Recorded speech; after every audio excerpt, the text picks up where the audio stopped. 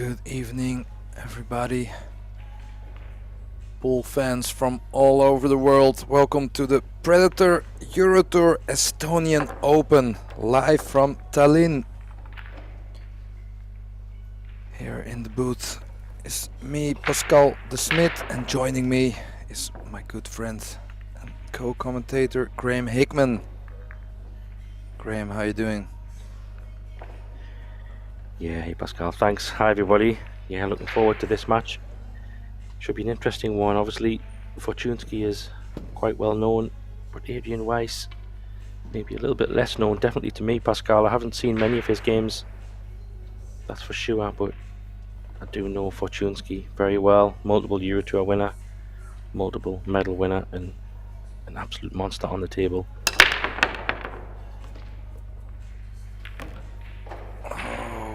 Wow. Goodness What a me. monster break.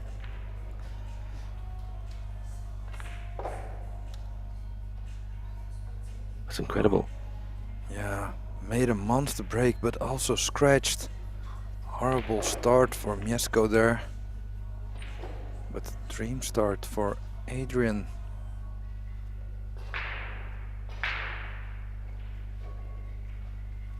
Yeah, perfect start really for him to get settled on this table, and these balls are just absolutely beautiful. I mean, there's only 3 stripes left really, Pascal, so it's quite unique when you see breaks like this. It's not often you see more than half the balls disappear out of the break. So do you think you'll take stripes? Quite possibly. Well, I like getting the kind of angle on the 15 as the last ball, I think. Well, because I think the 8 ball only goes in the bottom right. Yeah, this is what I like. Just draw back a little bit for the 15. The angle he has now on the 15 is pretty good to have on for position on the 8 ball.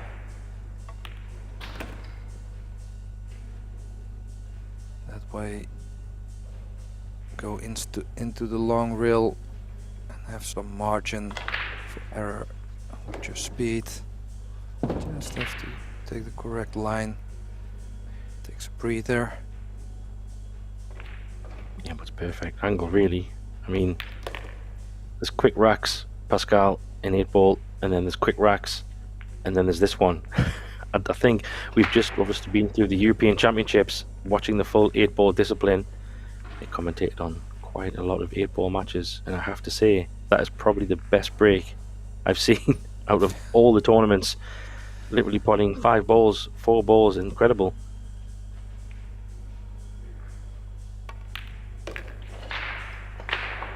Well, dream start for Adrian Weiss, and well, for the people just tuning in maybe after work, well, we're playing 8 ball and we have a breaking format whereby both players do alternate break, but they don't have 1 break, but they have 2 every time.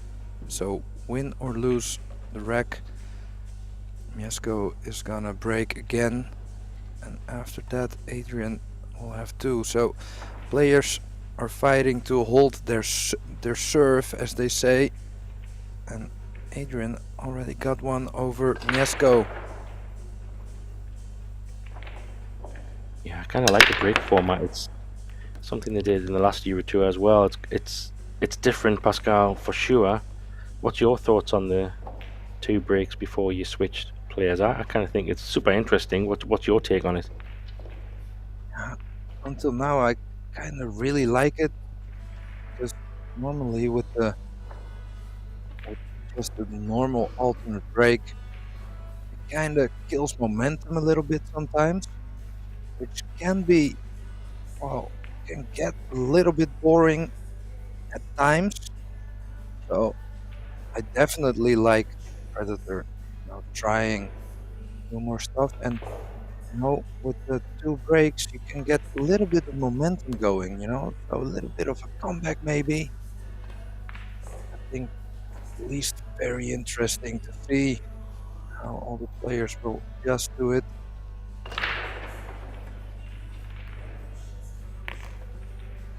Yeah, I think it should be fun.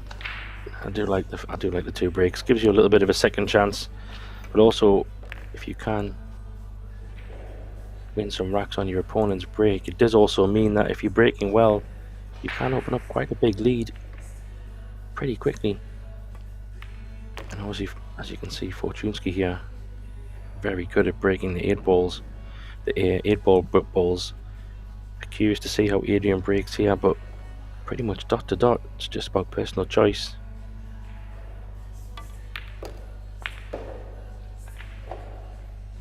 Well, would like to be on the 4. Elected to go for the bank after he hasn't any side on the 4. Yeah, just kind of irritated there about the positional shot.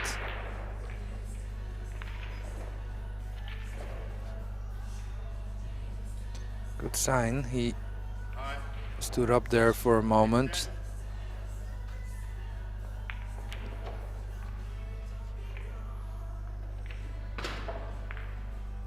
Yeah, I think bank's the only option really. He's the way that he cut.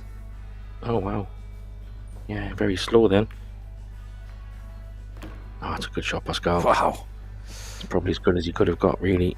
No, just want to be tight. I think he's going to run into that 15, I think, next to the 8 ball. Or the 11 ball, is it? My screen's a bit strange. 15 ball. Apologies. I would have liked to go in between. Couldn't. But at least gave himself a shot.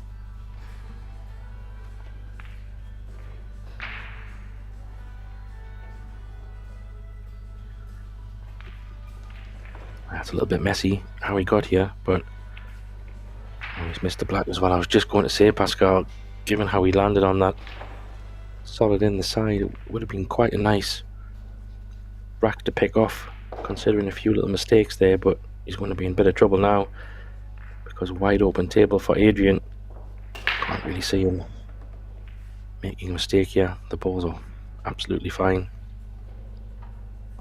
Yeah, if there will be any mistake, then maybe on this first shot.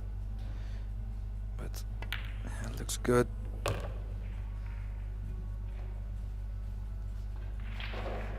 He also knows how good Mieszko is. So this will feel like early Christmas. Also be able to break after this one.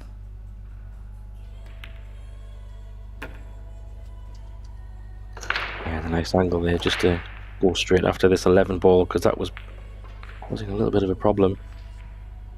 Be interesting to see how he plays this one, because he's got a bit of angle on this 11. Not sure if he can miss the 8. Maybe he draws off the side for the 10 in the middle first, leaving the 15 till the end potentially. Yeah, it's pretty good. Up and down here, Pascal, I think. I'm not sure if he can squeeze and hold this. Probably have to go up and down. Yeah, go up and down, or super soft roll it, but I also like going in the corner though. Going forward. With personal preference, I guess. Like going in the corner, the position is easier, less traveling with the cue ball. Imagine leaving a big angle on the 15, going up and down. Wow. Oh, yeah, pretty. He had enough angle to drop on us that in. there. Yeah, but I think it was, the camera was a little bit deceiving maybe. It's just more than fine.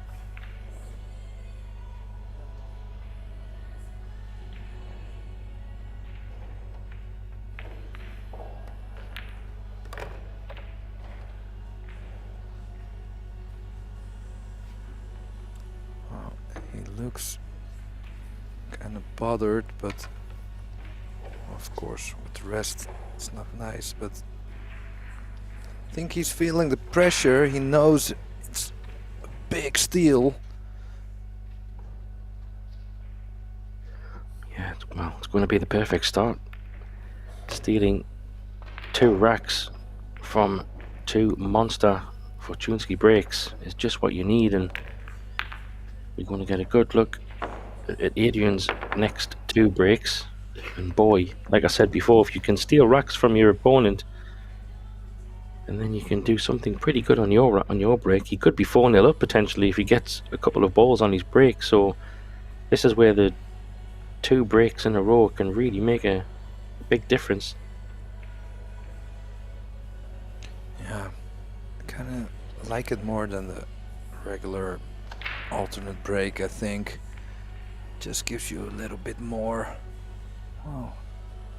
flow in the game, but also not just only one person running out the whole match in one turn. So let's see that break of Adrian. This will decide his fate, I feel.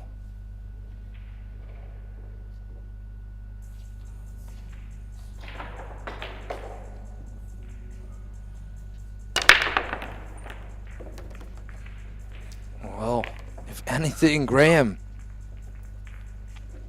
Goodness me. Well, that break works for me. You can have that break for life. Look at those stripes as well. You've got one awkward solid on the rail.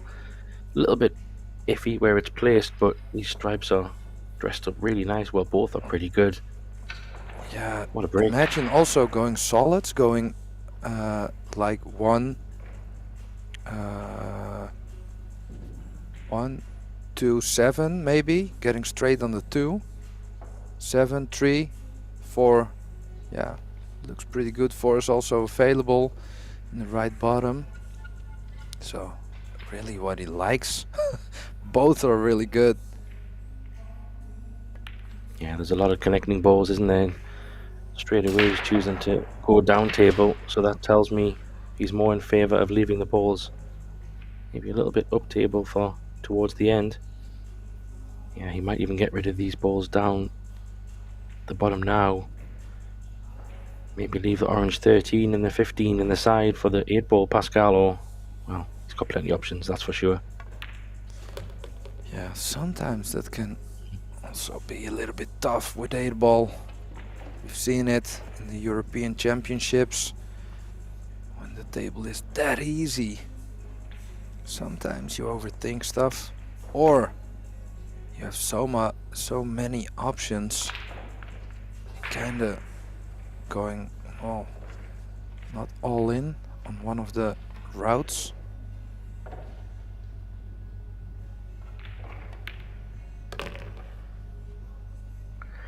Yeah, when everything looks too easy, that's the famous saying, you kind of paralysis by analysis. You kind of, you see that many different options, you kind of lose it in your mind, like which way do I go?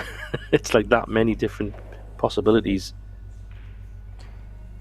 Yeah, especially with, there isn't like a real bad option. Also in this situation, 3 balls left, but you could go 15-13 or 13-15, both pretty okay. So still watch out for the scratch in the middle. Yeah, made sure he stroked that well. Would have punched it a little bit, and the side pocket could have been dangerous. Yeah, what a dream start. I mean, talk about layouts and opportunities. He's had 3 absolute glorious opportunities and visits to the table. If this match continues this way, Fortunski's going to have a bit of a match on here, because I'm sure on paper Adrian Weiss was definitely the underdog. But I have to say, Pascal, he looks very calm, taking the balls well. Granted, they were relatively straightforward, but he did break very well there. He got the balls in the side, he got balls in the top. So if he could replicate that break again here, wow, could be looking at a 4-0 start. Yeah, and imagine Fortunski coming back, being 4-0 down. Last ball he shot at was the 8 ball, missing it. So he had a long time thinking about that missed 8-ball. So of course he's professional. He will be focusing on the future, but the last 2 times he came to the table picking up the balls, he didn't look really happy. Again, very good hit. Look at this break. Look at this. Look at the stripes. That 9-ball. Even the solids he can get through for the 1, I think, judging by that angle. But even if he wanted to take that difficult 5-ball orange now on the solids, he's landed perfect to do it. Yeah, this is, oh my goodness, this is really, yeah, this is a dream start. I mean, if you should play Fortunski and he has this rare moment where he misses an 8-ball and scratches off the break, well, this is some serious momentum. Might as well enjoy it. Yeah, I'm just wondering, on this 12 in the side, Pascal, do you think he can screw it straight back through that gap and take the 9 in the same pocket? Oh, wow. Can you imagine? Oh, he can even walk. Wow, shot. Developed it. So took care of the only problem, or kind of problem there was.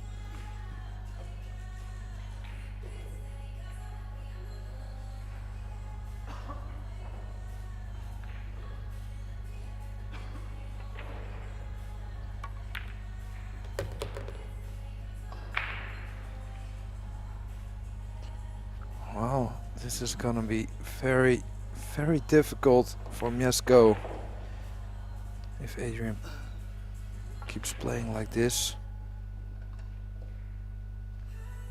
Yeah, it'd be great if we can get rid of that 13 ball. I think he's half tempted to play for it now off the 15, but, or even, yeah, he could play for it from the 14 if he wants to draw over. I think the 15, well, there's a few options. You could even take the 15 in the side if you wanted to, off the 11. Oh, sorry, off the 13. So there's a few choices here.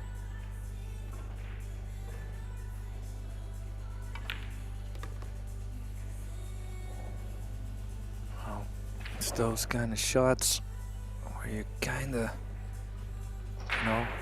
blind angle. It's nice when you make those, but it's just a little bit too straight on the balls each time. So maybe 15 in the side pocket after this one.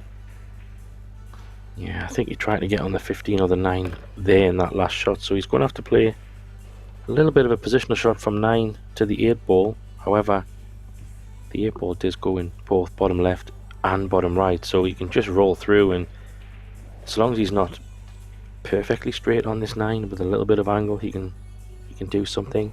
But even if he is straight, he probably has an option. Oh, he missed it there. He was down watching it closely.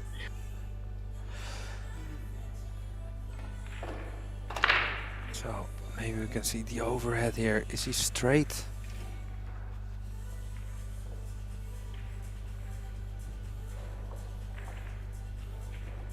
I think he just has a small angle to the left.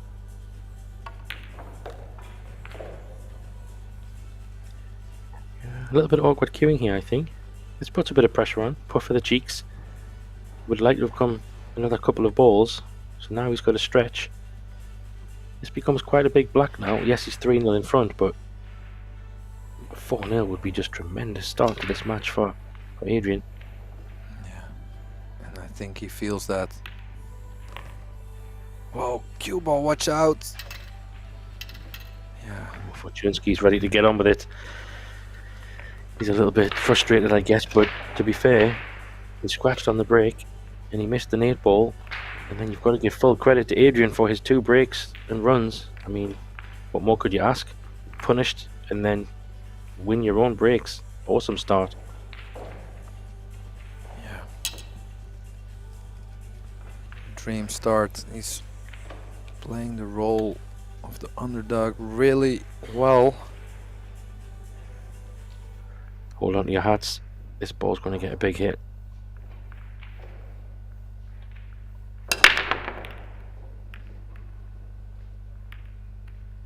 Ball. Just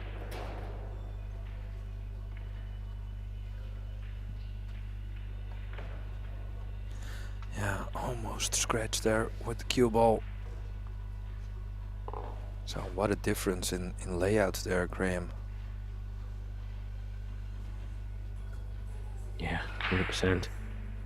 I mean, technically, all balls are potable, but exactly what you're saying, it's not as straightforward as what we've seen from Adrian's break. However, he does have options. He can take solids or stripes. Stripes are probably the most logical one. You could just play a bit of a stop shot here, then play that, and play a ball in the middle, get rid of these top 3 balls, and then you can come down for the last 2 balls there. Now next to the black.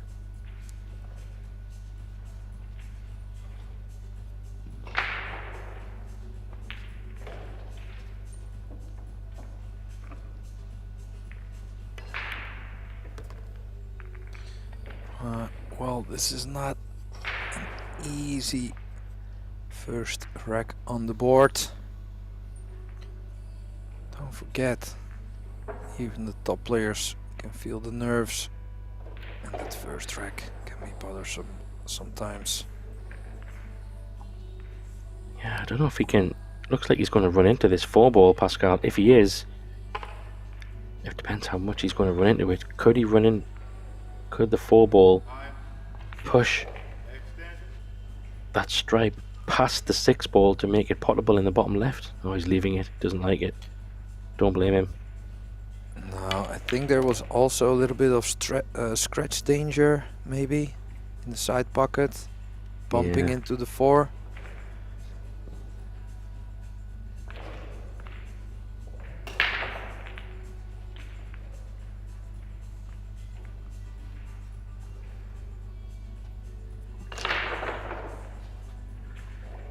Something's going to have to be disturbed, I think, unless he lands absolutely perfect.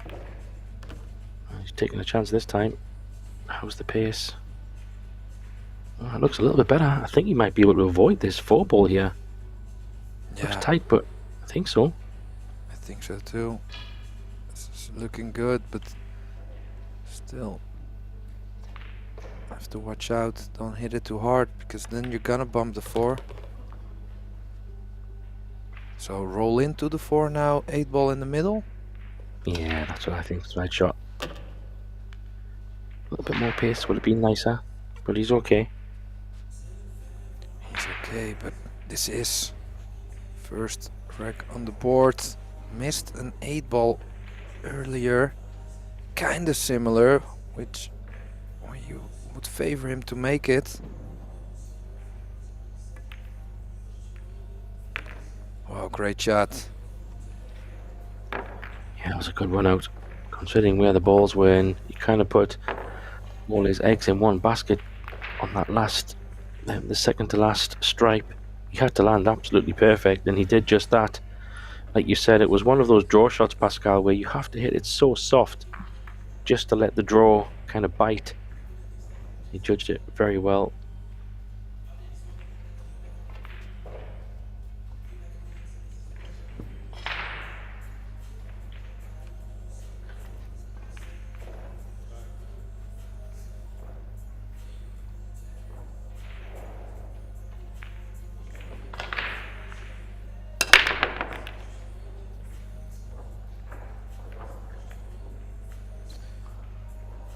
Is that a dry break?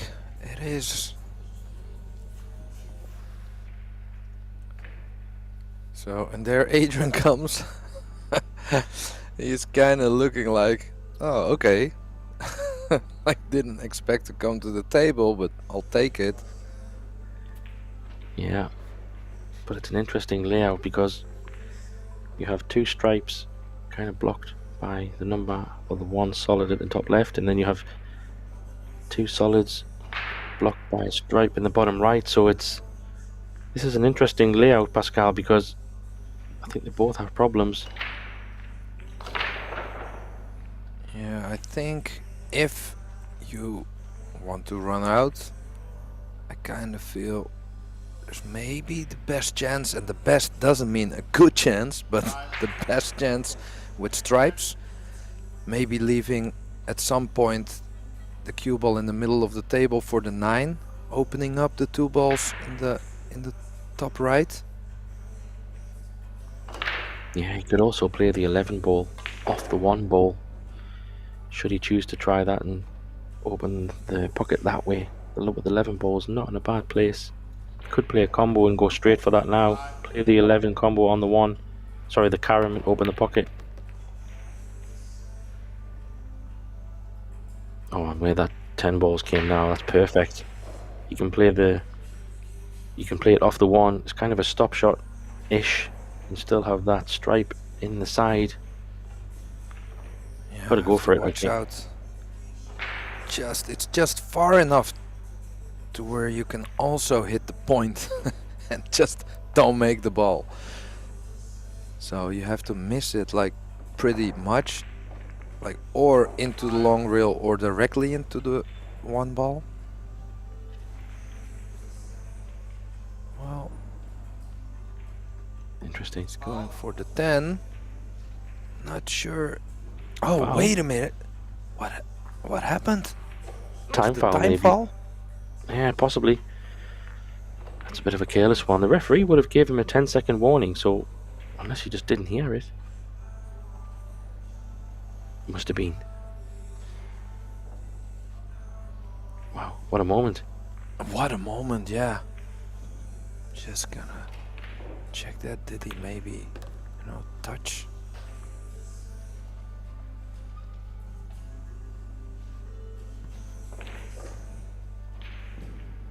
No, he didn't touch the ball.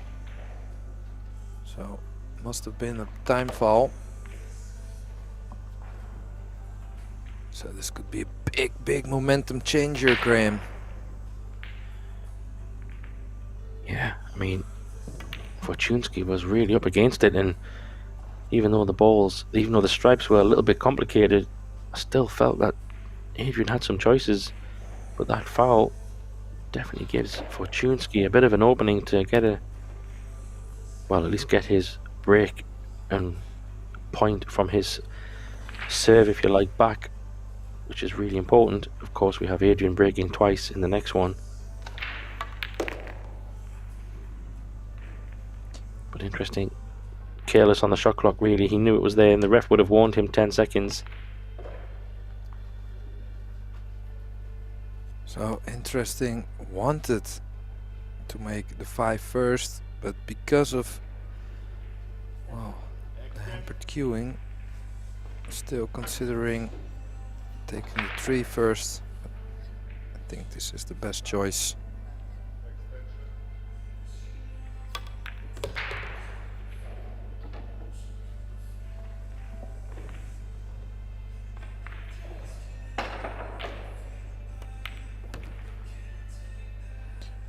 Makes it look so easy.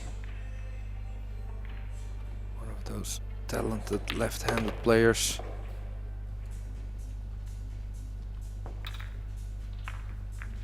Yeah, I guess what we'll find here, Pascal, is how big that moment could be.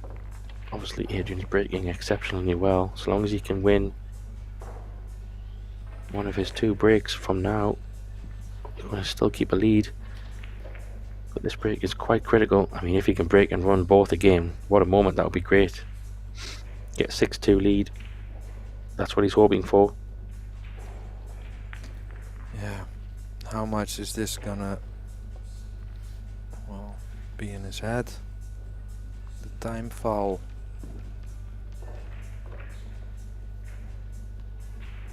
Has to forget about it.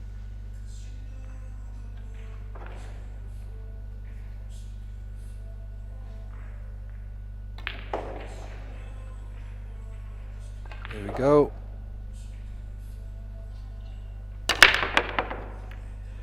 Inside ball. Oh no. Wow, good break again. Good cue ball control, but try break. Not easy, but a chance.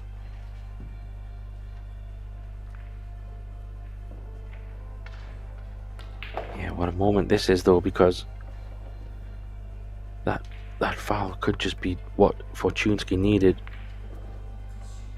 These solids might look a little bit complicated, but he's got a few connecting balls here. If that 3 ball goes in the side, he can get rid of that 3, 5 and 6.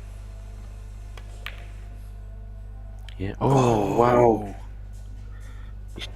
He actually overhit it. Now he missed the 3 because he's lost position on the 5, but wow, that was a big opportunity there, Pascal. I have to say the balls weren't too bad once you got down table. Yeah, I think the 2 and the 7 both went in the bottom right. So the only upside for Mieszko is that the 2 and the 7 are still blocking some action for Adrian. Actually thought Mieszko hit himself there a little bit in the face.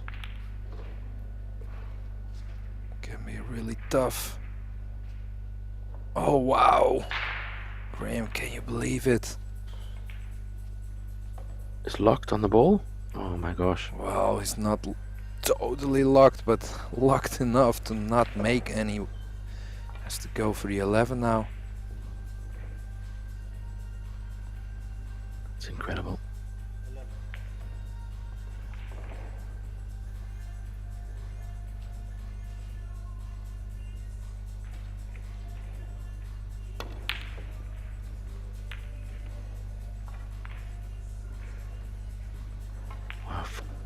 Fortunski will be super happy to be come back in the table already. I think he feared the worst from that mistake. Stripes weren't necessarily straightforward, but it was a bit of a gifted chance back to Adrian. I have to say it was a little bit careless to land on that stripe in such a way not to have a shot.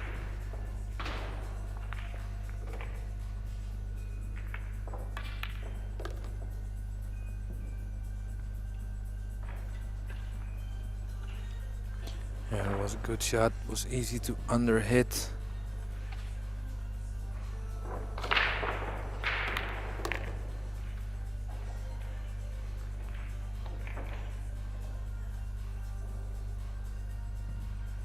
So could play in between the 8 and the 5 to play position on both. Can see some frustration there. It's not dialed in yet.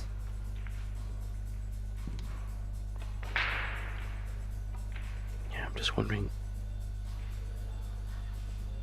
Yeah, can he hold for the 3 ball, even if he plays a bank maybe?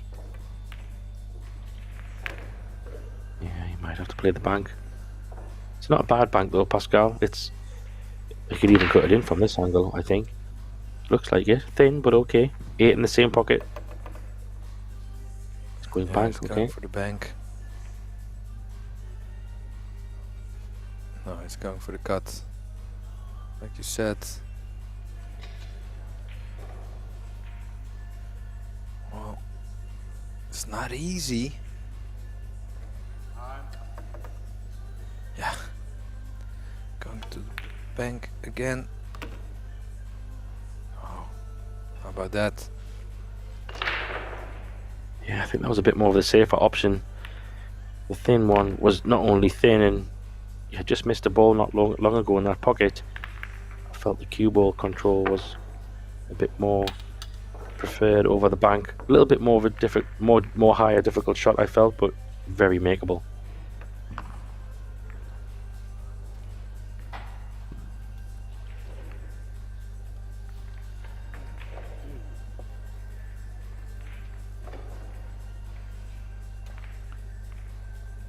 On the other table, Mateusz Snigocki is 4-2 up against Petri Mäkinen. Both very, very capable players. I'd say even contenders for the first place.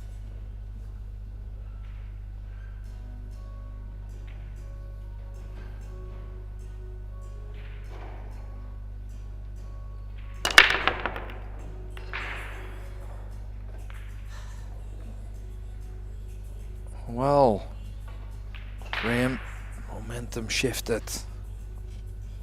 Yeah, I think the first two breaks he had were flawless in terms of balls going in the side.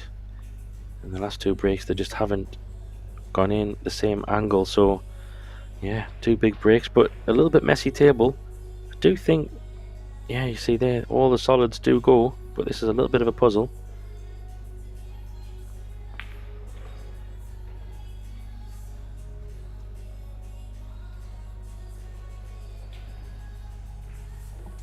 He's preferring stripes of the bended. He's going to change his mind, maybe.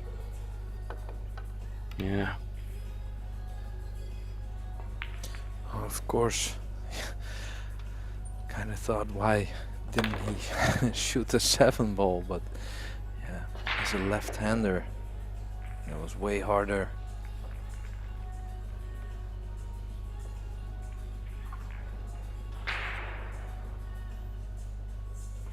So going right-handed for the 3.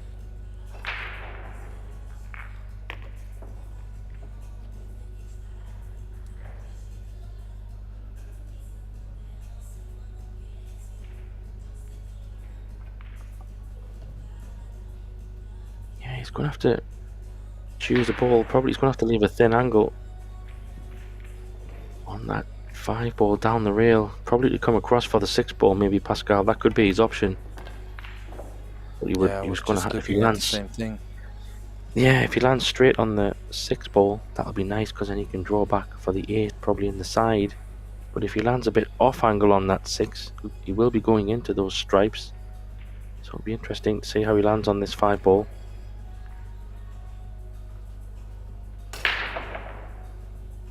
Is he looking at playing position right now?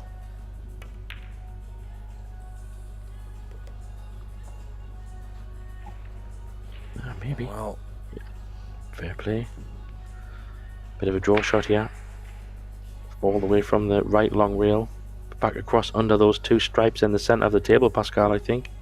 Unless he can go forward, I'm not sure. Yeah, I think he's going forward, leaving it longer. So can choose leaving it really long or go 2 rails. Missed the 10 ball, now he's going your way.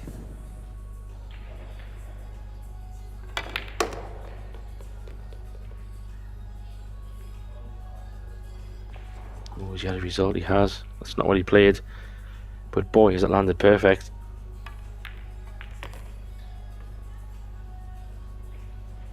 Well, and that's where we can see momentum shifted towards Mieszko here.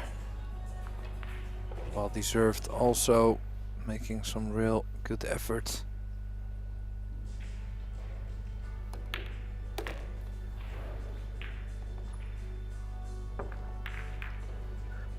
So, what a shift.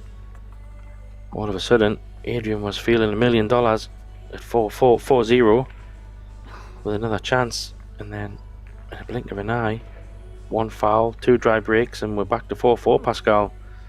This is how it goes. I can't believe it. I really thought Adrian was gonna steal it there.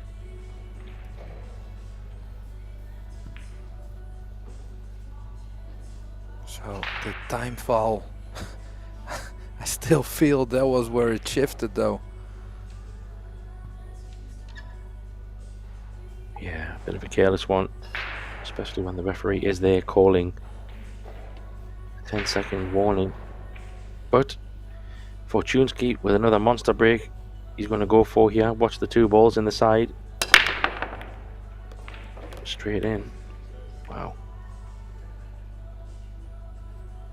Now he's starting to get pretty good breaks. Well, don't forget the first one, Graham.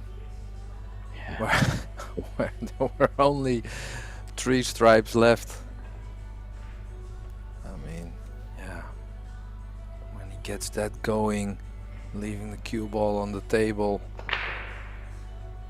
You kind of shouldn't break and run every time.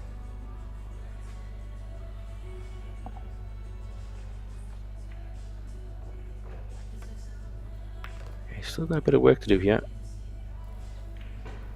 I think this 6 ball downstairs there. I'm not sure if that goes past. It doesn't go in the top left. I wonder if it goes past the 13 Pascal. The 4 ball does go, but does the 6 ball? It looks like it's from that angle. It can probably squeeze in, so get rid of these 2 on the other side.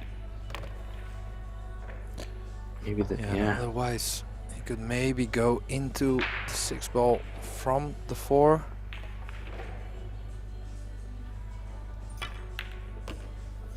But if it goes, he will probably play position on it now. If the angle is not too big on the 7.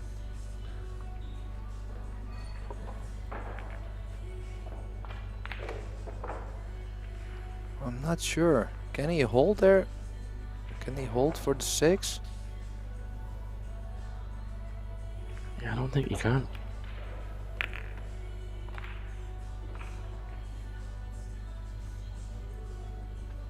He needs to get on the 6 now, I think, unless he's playing from, like you said, 4 ball into the 6 maybe, so doesn't have much room for error here. Maybe he can drop and play the in between the 8 ball and that 14 ball. Oh, he's going above. Doesn't want to be straight. Oh, yes. He did the, how do you call it? The when you move stuff with your hands, with your mind.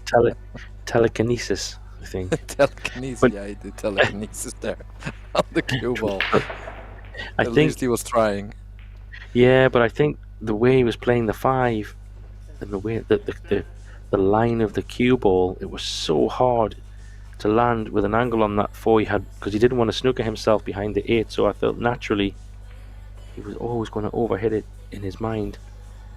Could this be another bank? Can he stun it across? Yeah. What's he playing here? Past the 9? Wow. Oh, he's going to play into the rail. Into the rail, into the 9. Yeah, and even if he just misses the 9, it might fall. Not easy. Oh, yeah, at that pace. Oh, he's looking as if maybe the table rolled off a little bit.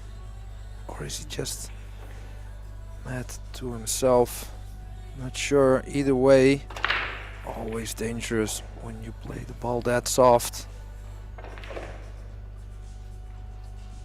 Yeah, I think he just frustrated with the situation at the end of that rack, but that was always going to be a problem ball.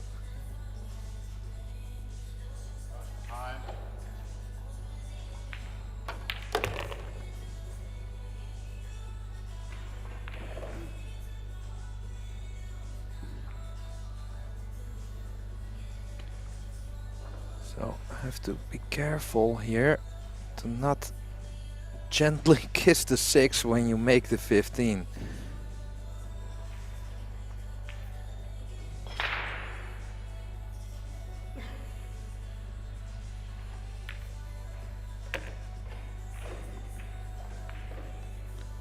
This is where, sure. Yeah, this is probably where only thing I can see going wrong. He's going to have to play into the 10. He might even want to run this. Yeah, this could go this could go weird. If he plays this with running side to get the cue ball from the 10 out into the middle of the table, yeah, the scratches on, there's all kinds of things. He played a good, I thought maybe he doesn't even had a full pocket, so did well to get the 10 out, but this is not over. Big shot needed.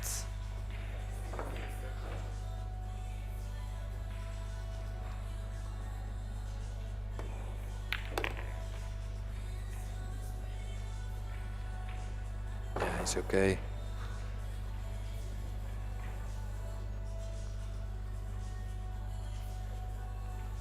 So Graham, I hate to do this, but gonna put you on the spot. Who do you favor for this match. Yeah. I think just by how the breaks have been going, yeah, I mean, this has got a close match written all over it, but I do feel Fortunski might just have a bit more experience in breaks and taking out the balls. However, if he doesn't take his chances, he's going to find himself in a serious close call. But I'm going to go Fortunski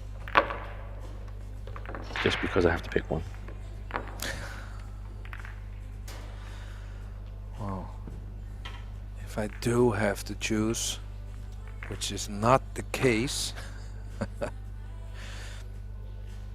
well, it kinda looks like Fortunski is also battling himself a bit. And Adrian being 3 racks away. Well, I will choose Adrian just also if I have to choose one. But we saw Mieszko there rolling the cue ball there again, so maybe it drifted off a little bit when he played it that soft. Maybe something on the table, or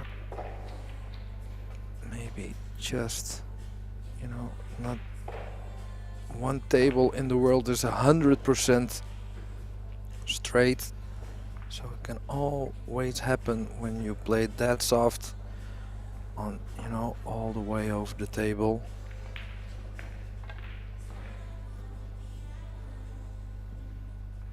Yeah, but a dry break, great chance here for Adrian. If he can somehow find a way to win this rack, he could win the match on his own breaks, in theory.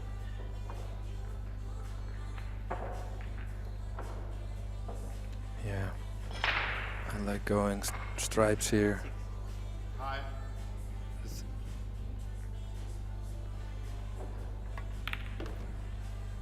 Well, I'm not sure what to do with the 7.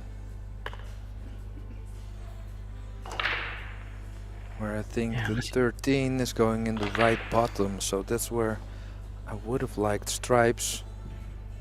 So I have to make something happen, maybe play position for the 7 in the top left. Yeah, maybe could he do a force follow and try to open it up? Yeah, I don't know. Maybe he could play for it in the side, but that's a very tricky one. Oh, that angle looks interesting. Half wondering if he has an angle here. Yeah, he does. He can go into this 7 ball, even if he just rolls it softly, kind of bumps it past the stripe towards the long rail. He'll still have a 2 ball as an option. Yeah, if he can hit it full in the face. He's pointing it out. Cue ball on the left, 7 on the right of the 13. Just go past both. So hitting it half ball. Oh, well, I wasn't even watching the 5 anymore. Yeah, I think he did the same. Yeah, it's so easy to do that. He was thinking so much about the right contact on the 7 that he forgot about the most important thing. You got to pot the ball. He played it perfect as well, to be fair, but doesn't matter now. What a chance. It's really only the 11 ball, I think.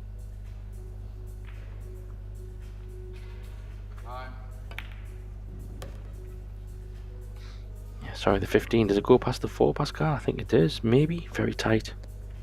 I think it goes. I think it maybe goes in both bottom corners.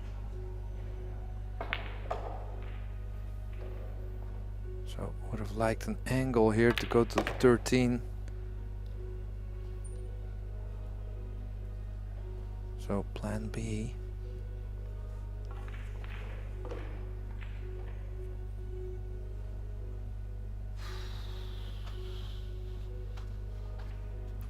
Yeah, he's having he's having a pretty hard time.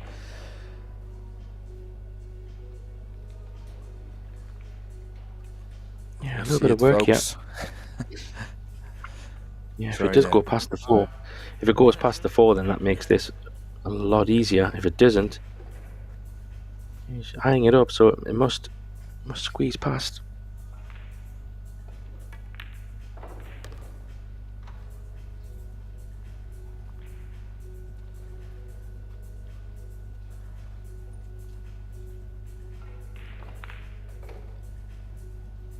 Might be forced into this 13 now, Pascal. It's not ideal, but I've got to take it now because of where that 11 ball is. Stop shot or little draw would be fine. Oh, played it perfect. So all the hard work done. Only have to make sure to leave an angle on the last ball to play position on the 8th.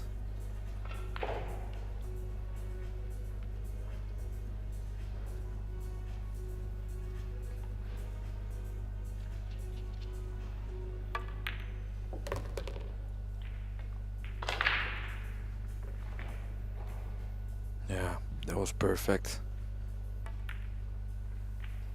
Better to have a little bit of a big angle than the other way around. 5-5.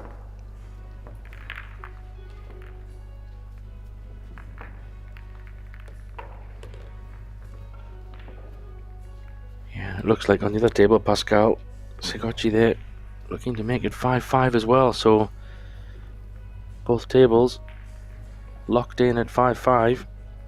Race to 3. Tense matches, yeah, on both tables. Yeah, imagine race to 3 this level. Well, then it can really be a big difference if you can break 2 in a row instead of 1.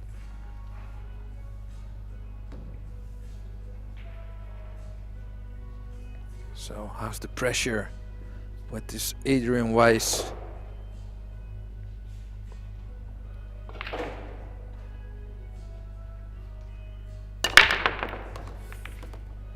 Wow. Goodness.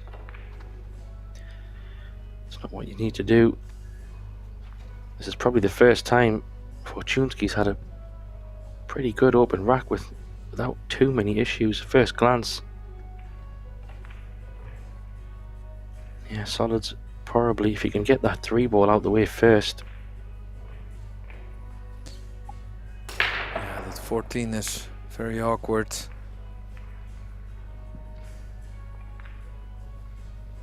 Yeah, I kind of like this. Get it out of the way early. That's the one that sticks out for me.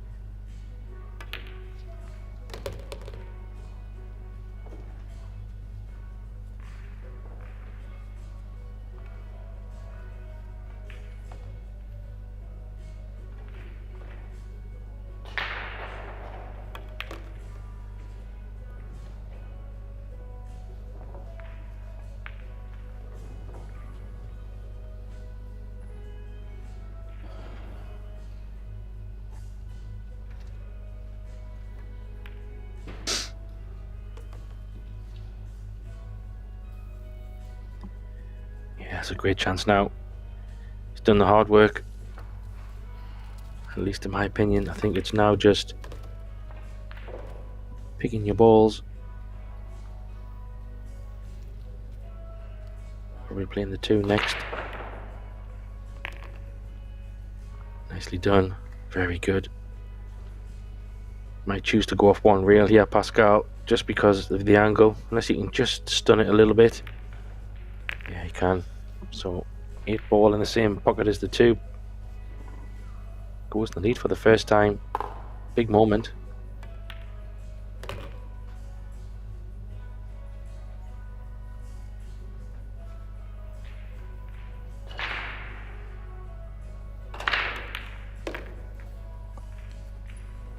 Wow. What a tight match. And another break for Adrian coming, so scratched directly into the side pocket. Is he gonna adjust? Needs this one though.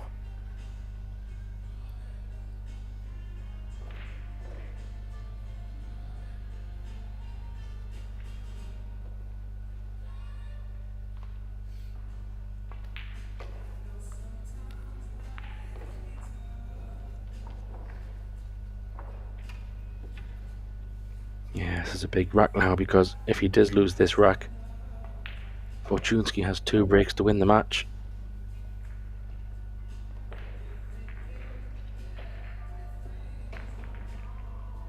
Yeah, and that's where, for a dry break,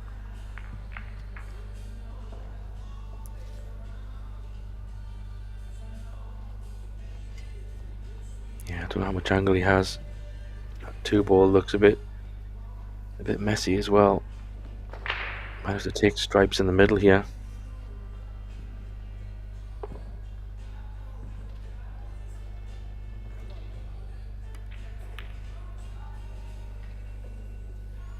Wow. yeah, that wasn't easy, but it was, well, potentially a rack-winning ball.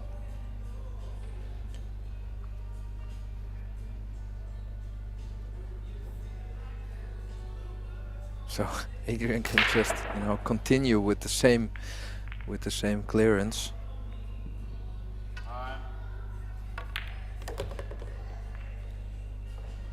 How's the Would pace? have liked to come perfect for the 10, I wanted to say, but do you think the 10 goes?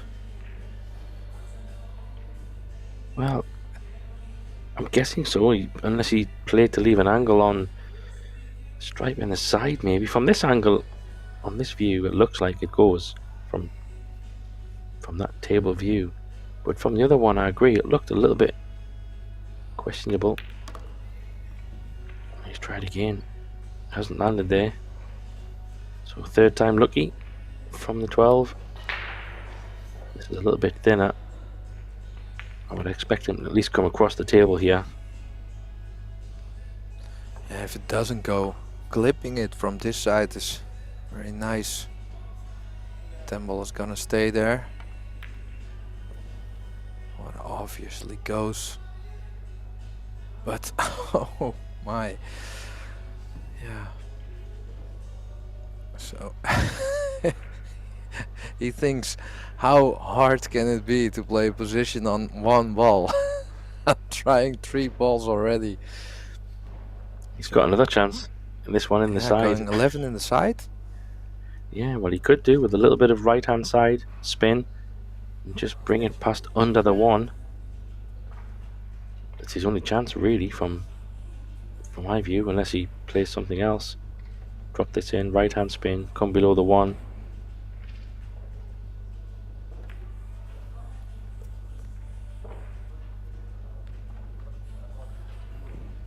But he's on it at last. Maybe. Hope his angle's good. Oh, I think he kinda has the wrong angle. Has to watch out. Cue ball's gonna end up somewhere close to the 3 and the 1 if he doesn't shoot it hard. Wow. He made sure Big 9 ball. not to leave it there. Big 9 ball. It's all about this shot, Pascal. A big draw off the left hand side rail. Trying to come back out to the middle of the table. Maybe somewhere where the 9 is now. Bit of a stroke on this. It's a big area where he can land. What? Just it just fell. Oh Fortunski's wow! laughing. I wonder if he can even cut this in. It's thin. I think he's okay, but after such big shot, you kind of were thinking like, just make this one, leave an easy 15, an easy 8. Now, have to focus. Time.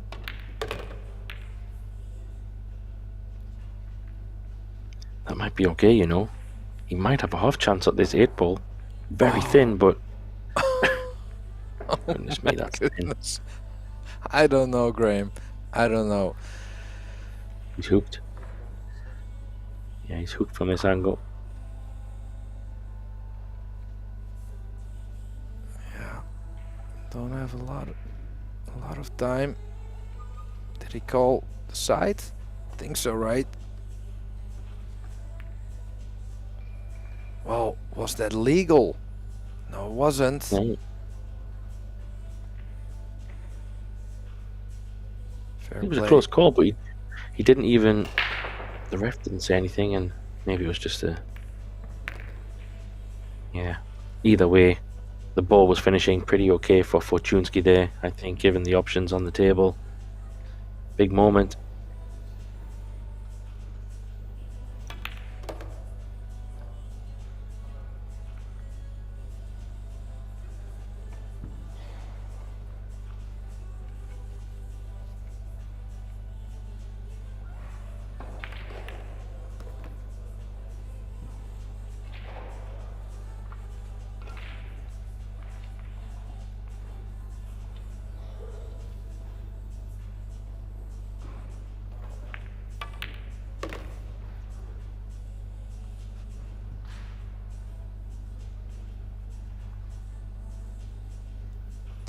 Yeah, what a missed opportunity there by Adrian.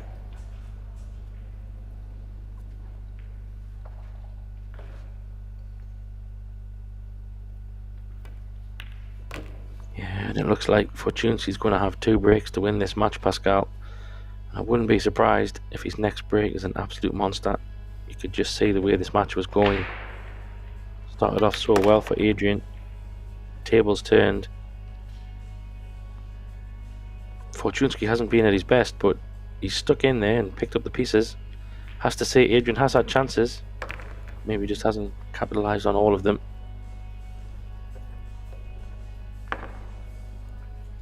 Yeah, the chances were definitely there, but yeah, now you're given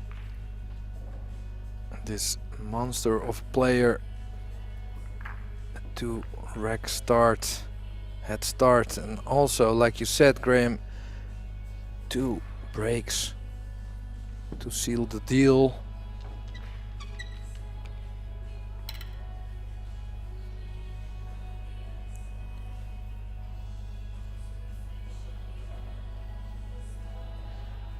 There we go.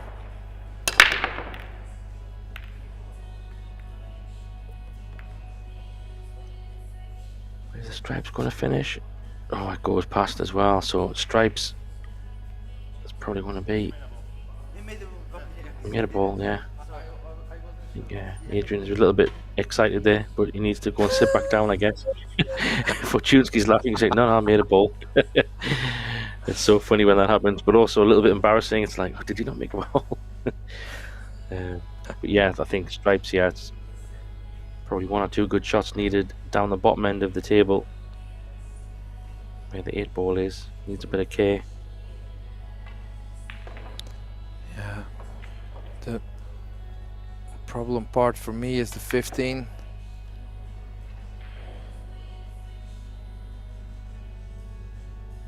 Yeah, I'm trying to see how he could land on that, Pascal, because it's. Does he play 15 in the top left once he clears all of these balls away? It's an interesting one. I think so. I think trying to play for position for the top left, and if you don't have it, well, hope you have position on the 9 ball where you can still play position for that.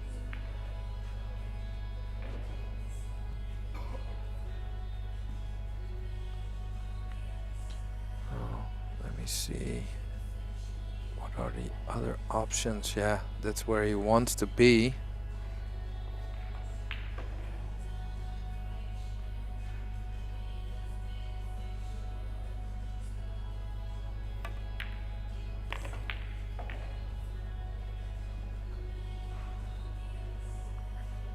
Pretty good shot though. I think it was okay because the 10 ball probably gives him a few more options. He could play into the gap if he wanted to, and if not, he could try to use the 10 ball to maybe come around down table. Is he going to play into the 8 ball here at a kind of a steady pace maybe, but the 8 ball could get messed up. Yeah, even if it goes in between, you're gonna hit the 15. It's also good, but this is dangerous. I see also a lot of things that can go wrong.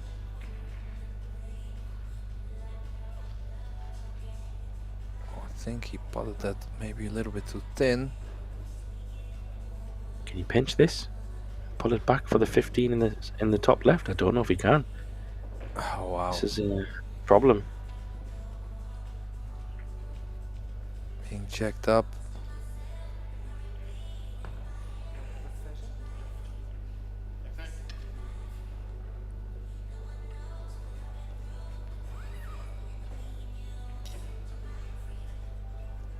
You don't have a lot of time. I think he took his extension there, but still have to pull the trigger. Oh, is he gonna try to land in between? I think he's So just what is there, there but this for will be a all the black. way around shot.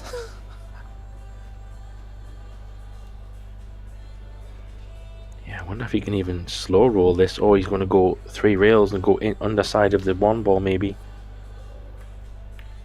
He's trying to drop it in. Is he there? I don't know if he is.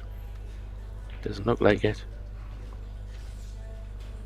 No, don't think he is. I think there is a shot where you can hit it into the tree, but it has to be pacey. So just stun it into the tree. Yeah, that's it. That's the shot. Yeah. It's the only one he's got. This one could be an interesting one to win the match, that's for sure. Hold on to your hats. Adrian, here we come.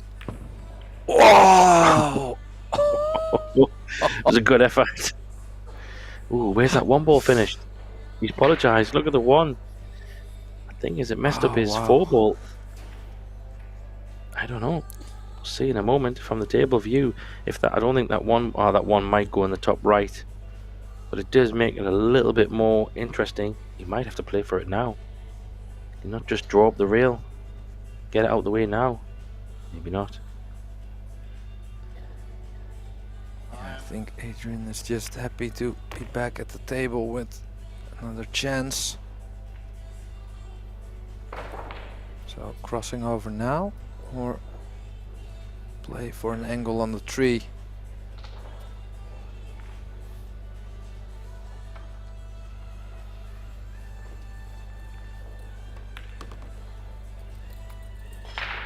Oh, he did try He to nearly scratched.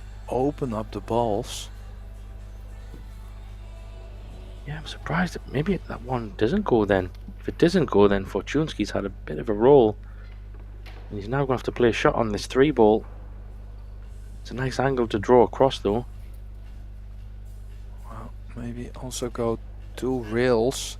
And the nice thing with that is if you hit it from the bottom, even if you don't make the tree, chances are that you're not gonna give away a lot for Fortunski. Playing 1 in the bottom. It's a great shot that from there.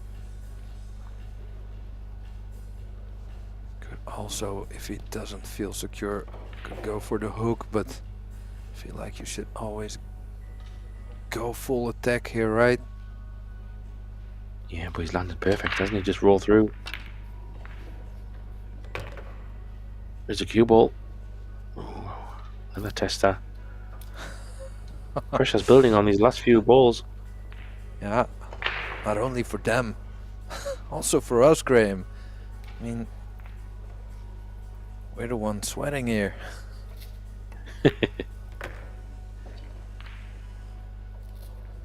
So, will he take these 2 balls out and make Fortunski have another go? They're trying to win from his break. Puts a lot of pressure on Fortunski, because if he doesn't win his next break, then it's all on Aiden with a chance to win.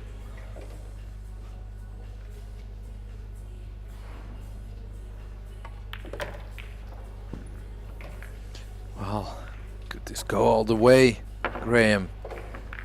All depends on the next break. Yeah, and they've just finished on the other table. I did see Petri Mäkinen was on the hill, 7-5. And judging that there's nobody there, Pascal, with my investigation skills, leads me to believe that Petri won. Well, there you have it, folks. Besides me, we also have Captain Obvious in the commentator's booth. But indeed, I checked for you. I checked for you. It was 8-5 Petri against Matthias. Oh, he scratched. Oh no, Graham. Can you believe it? Oh my gosh. Ball in hand. Fortunski, look at his body language. He can't believe what's happening. Oh, that's incredible. But pressure this is now for this take, for this finish. Balls aren't amazing. You'd love to be able to take that 2 ball out the way, but you might have to go for stripes, potentially. Unless he wants to take that 2 in the side. I think it's got to be... Yeah, I think it's got to be stripes. If you can't make that 2, Pascal. Can you play the 11 right away? If so... I would like to go for the 11. The only thing is, are you going for... Well, play position for the 15 maybe? Oh, also time. Remember the time fall, the big momentum switch, and now Adrian is here. Well, he needs to think, because he's got 25 seconds extension, which is okay, but it will run down pretty quickly.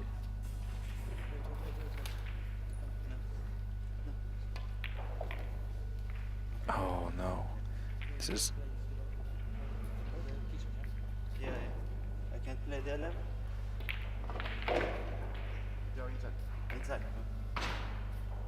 Oh wow, they're inside the head string. 10 seconds. He was going to play the 11. Oh no way!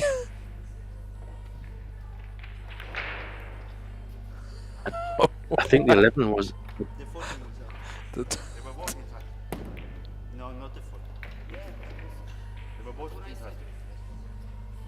Both balls were inside the Oh, kitchen. both balls! Both inside. Oh my goodness, Graham. The middle of the ball. Right? But the 11 was inside, the 14 was outside. But look at the 11, it's almost like it was this. But they touched the kitchen. It's the edge? But I'm not sure. Yes, if the contact point is inside the kitchen, it's a foul. This is huge, this, Pascal. They're trying to discuss whether the ball was in the kitchen or not, because you have to play... From behind the restaurant, so it's a foul. Ball in hand for you. Oh, it's ball in hand. I don't know if we can see the replay or something, because I don't know. That looked like it was outside the kitchen. I think the what a referee is moment. saying if a part of the ball hangs over the line, Ball in hand for you.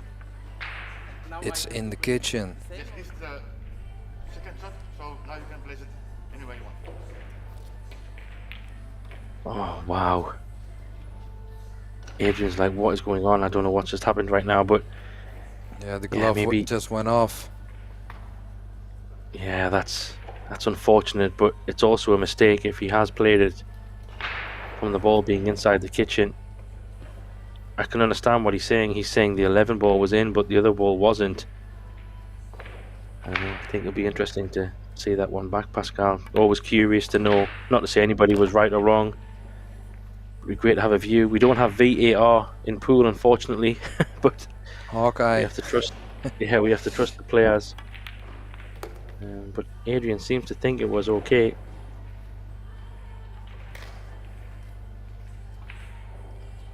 It's the only, if there is a saving grace, Pascal, or a positive out of this, it's a winner's round.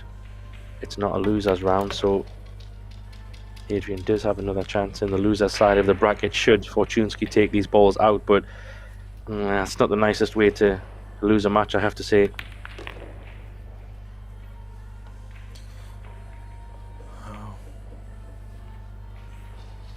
It's nice that there was a referee, and at least you know. Well, that's the job of the referee. Yeah, brutal end for was such a Always believe yeah. it's Discussing it a little bit. I'm still kind of flustered there, Graham. this is inside the kitchen. Yes, this is inside the kitchen. Because if Yeah, when just the talking there. ball makes contact with the object ball, the object ball contact point must have to be on the line or behind the line, or outside the line. So this is, if you were to shoot this one, this is good. But this one, no good. Well, referee doing a great job there explaining, and maybe a lesson for the player. That is the rule, isn't it, Pascal? That's the way it goes. Yeah, that's the way it goes. So 8-6 for Mieszko Fortunski going through in the winners round, and luckily for Adrian, another chance in the losers round. So thanks for watching, guys, and stay tuned for the last match of the day starting in a few moments. So this was it for us. My name is Pascal de Smit and I was joined by Graham Hickman. Thanks for watching and see you soon.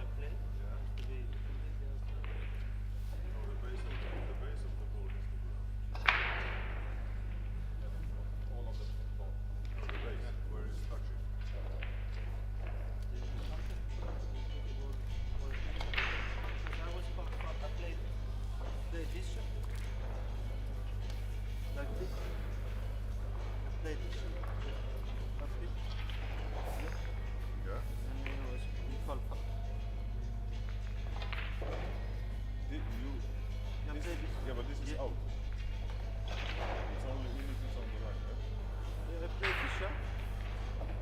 And But the referee said that the whole ball has to be outside. No, I don't know. so the whole ball or- this is okay, even if it's breaking, because the base of the ball should be touching the close to the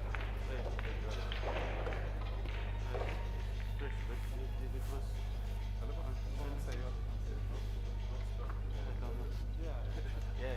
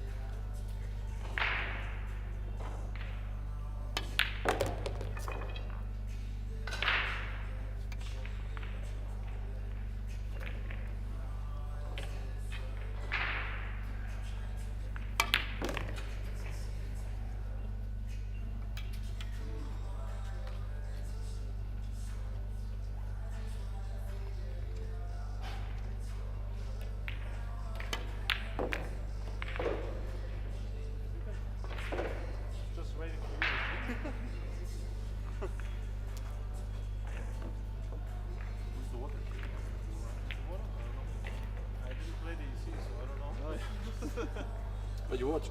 Yeah, I watch. Yeah, but not where the water is.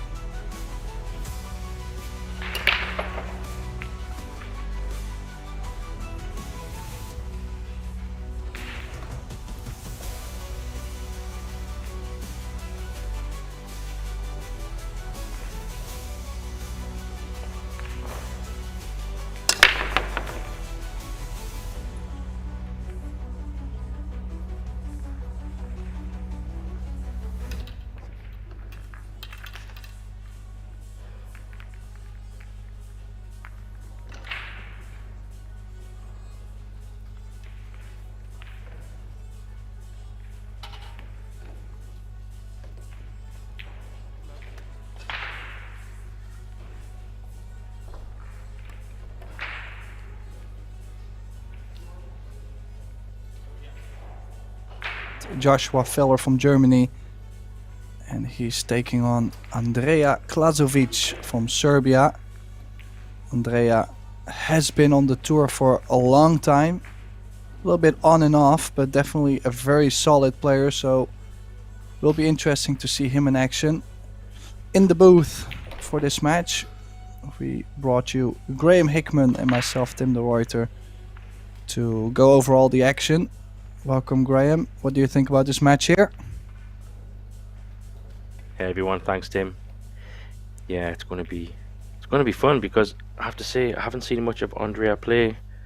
Like you say, he's been around a little bit. And obviously Joshua's doesn't need much introduction, if any. But in terms of this guy, I have to say it's pretty new for me watching him. So I'm curious to see what his break is like and how he fares in the arena. Did do a little bit of looking up him, and I think his best result is a quarterfinals in an 8-ball European Championship. So, like you said, clearly he can play. So I'm curious to see what his break is like. Yes, indeed. I'm most known with his 9-ball game, so truly don't have any clue on whether he's a great 8-ball player or not. Maybe his 8-ball is his best game, you don't know. We are gonna find out very soon. It's a race to 8. They break per 2, so 2 breaks each at a time. And Andrea Klazovic going at it. What do we have on the table here, Graham?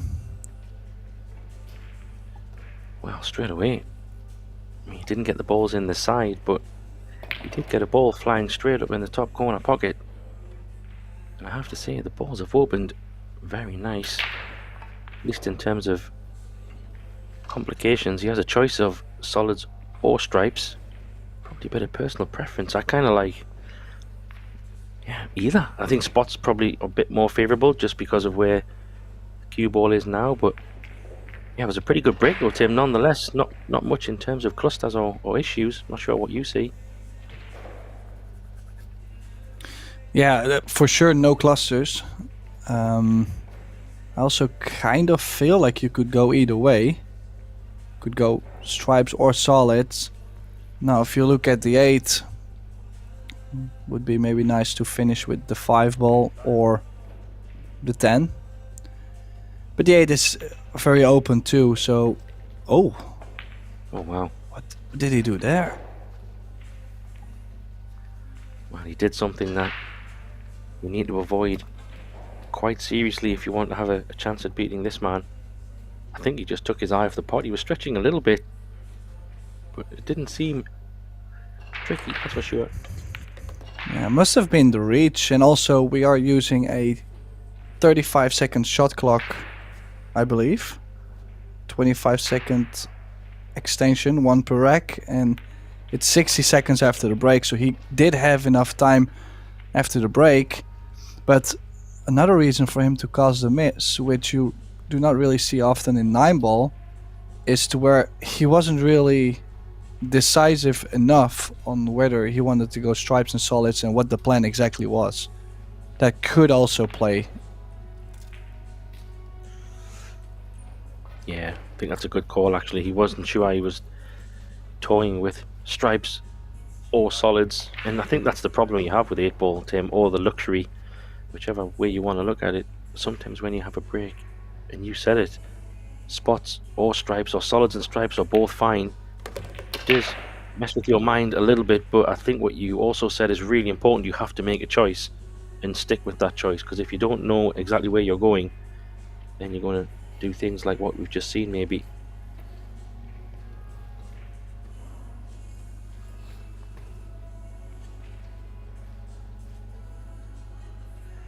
Well, definitely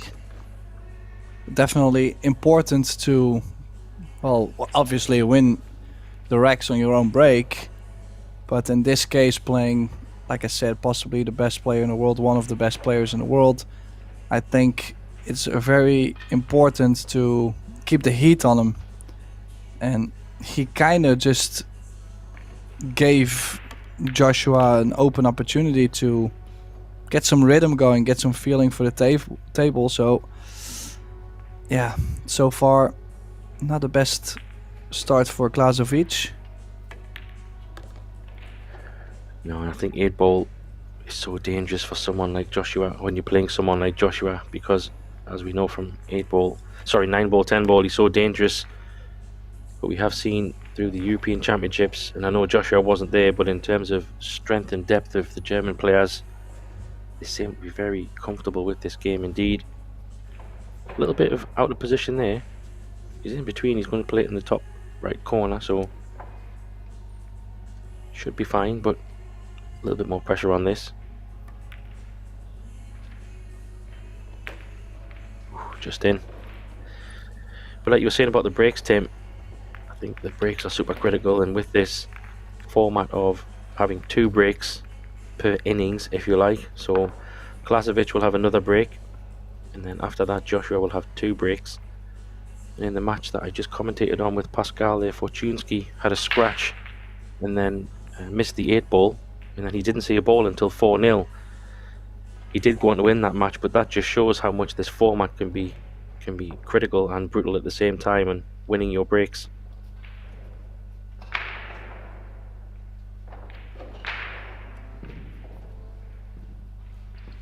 Yeah, that is a very valid point you made there. I'm not too sure actually on the side, little side note, I'm not too sure whether the scoring is updated. I'm guessing just hasn't come through, so just bear with us. The score is now 1-0 for Filler, and I would say if Klazovic wants to make a match out of this, he actually needs to get that first game on the board as soon as possible.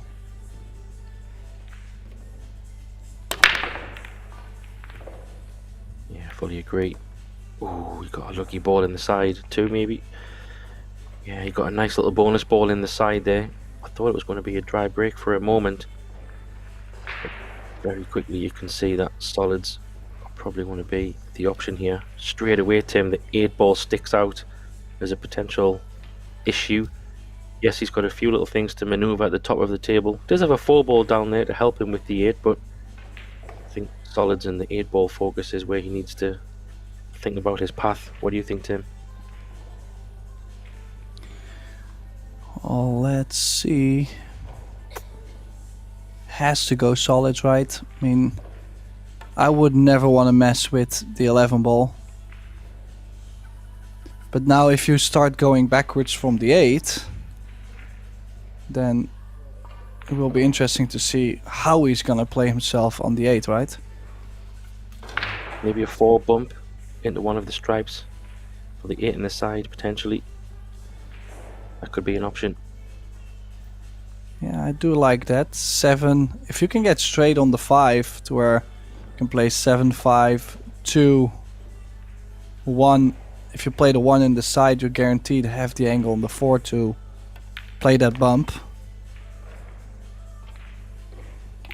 Yeah, I like that a lot. Needs to get rid of this 2-ball. Looks to be okay here. There's 5, so maybe he hasn't got the best angle here. Might have to play it down the table. Maybe he might take a risk and open the 8-ball here. No, he's just taking the shot on the 2, like you said. I think he's going this route, Tim. Get rid of this 2-ball. Have a nice angle from the 1 to the 4, and then see what he can make happen with a shot on the 8-ball here.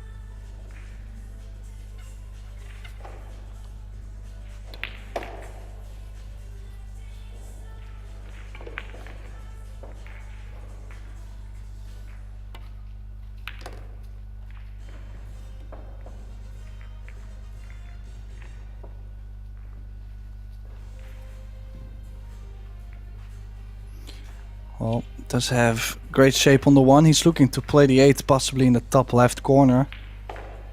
Just slightly risky. I mean, it does happen at times that you might leave the cue ball frozen to the short rail, to the bottom short rail, and then things could get a little tougher. Still could play like, still could play the like a bump on the 15, and if he does not get it, would have shape on the 8 to the top corners. Like a two-way.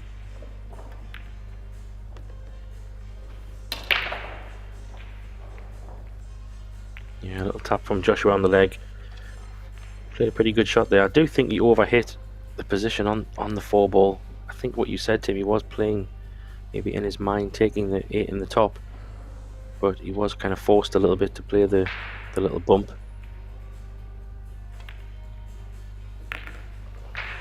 Nice finish nonetheless. Something that he will have to keep trying to do as much as possible. I'm sure Joshua, judging by how his partner Pia Filler had been breaking through the European Championships, you could clearly see that she had spent a lot of time working on that kind of soft break, Tim. We've seen it quite a lot and it was very effective.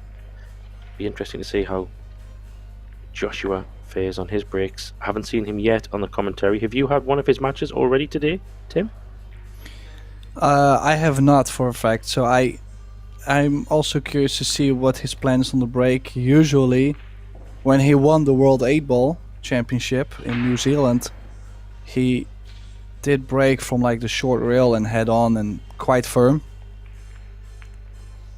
But then again, the World 8-Ball Championships was wrecked by a triangle and wrecked by a referee, so it's slightly different. Let's see if he does that same pop as Pia does. The 10 and the 11 in the side. Oh, put more into it and scratched. He did make the side balls though, didn't he? He did get them where he thought it would, but it was a bit of a miss hit, Tim.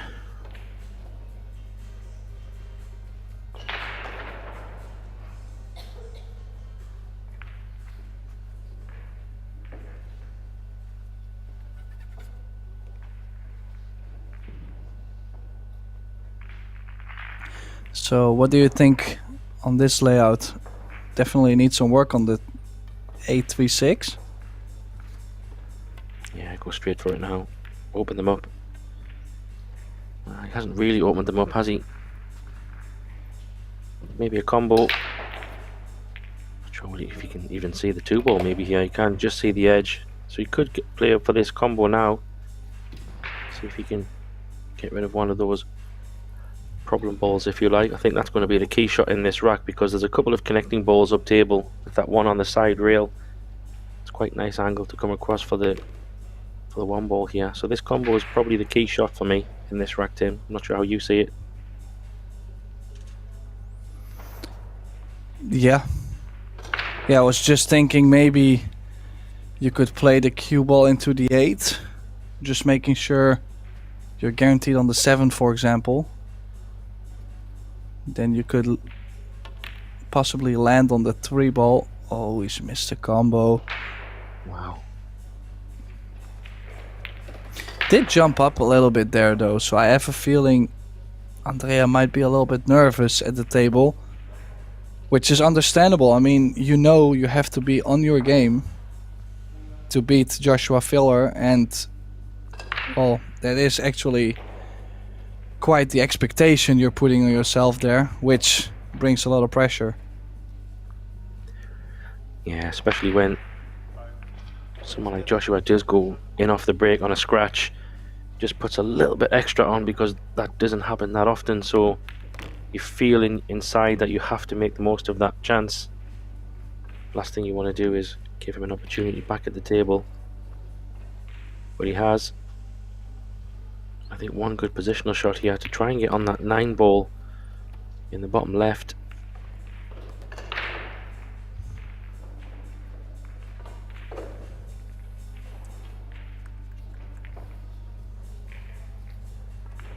Not sure if he can get there now, Tim. Will you have to play for the stripe in the side first? Little bump on the 8 maybe, or I'm not sure if he can get behind the 9 from here.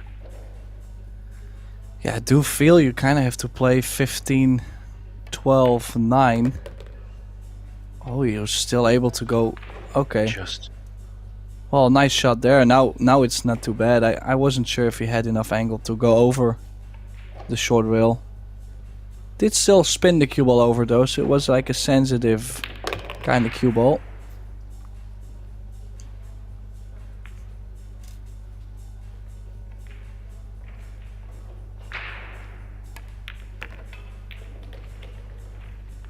Well, quite surprising to see Joshua Filler still winning the rack after scratching on the break. Staking his lead. Oh. Yeah, a little bit of up and down movement there from Filler. If you looked at how he shot the 8, kind of was like doubting the spot a little bit, which you don't really get to see very often. No, but I think he did the right thing. He didn't pull the trigger until he was completely comfortable. So he did wait a little bit longer or readjusted himself. Surprising he didn't stand back up maybe, Tim, there. He just was comfortable being down on the shot and regrouping himself. Probably could have been good to stand up, but don't know. It went in nonetheless.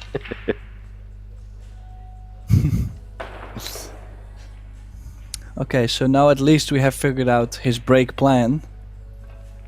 Now just wondering, can he make it a little bit smoother? Catch it fuller. Has done that. 2 balls in. Oh, he's gonna like this. Oh. Apparently he doesn't like it, but I'm just glad to be still at the table. Yeah, I mean... yeah, if you look at the 3 doesn't go by the 5, that's a problem. And the 1 might not go to the top right corner. So stripes would be nice, but yeah, unless you're gonna take something weird on the 14, there's no open stripe available. Yeah, great. I think he's gonna have to try to make something work on the solids. I do think that 3 and 5 a bit more of a problem than at first glance, because they don't go in the top left either, Tim, I don't think, so he might have to disturb them some way.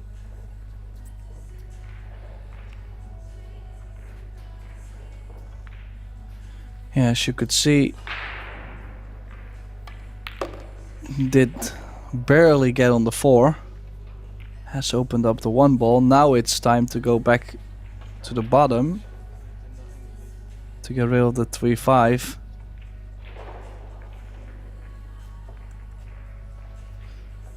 Yeah, difficult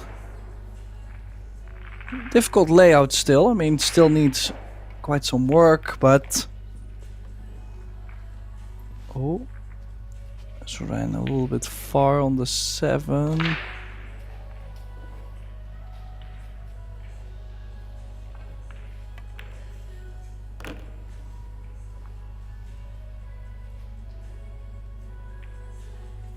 Yeah, now does... oh yeah, the 5 does go. We'll have to play a very deliberate bump on the 3 ball to make sure that he gets his shape on it right after. Do you fancy a cannon into the 3 ball, Graham? Yeah, I was thinking he might not have the angle for that. Even if he bumped into the 5, at the bottom of the 5, he'd have the 3 ball in the top left where his head is. Maybe the 5 does go, Tim. Maybe you can bend it in a little bit. 3 ball's going to be interesting where it lands. Yeah, always scary.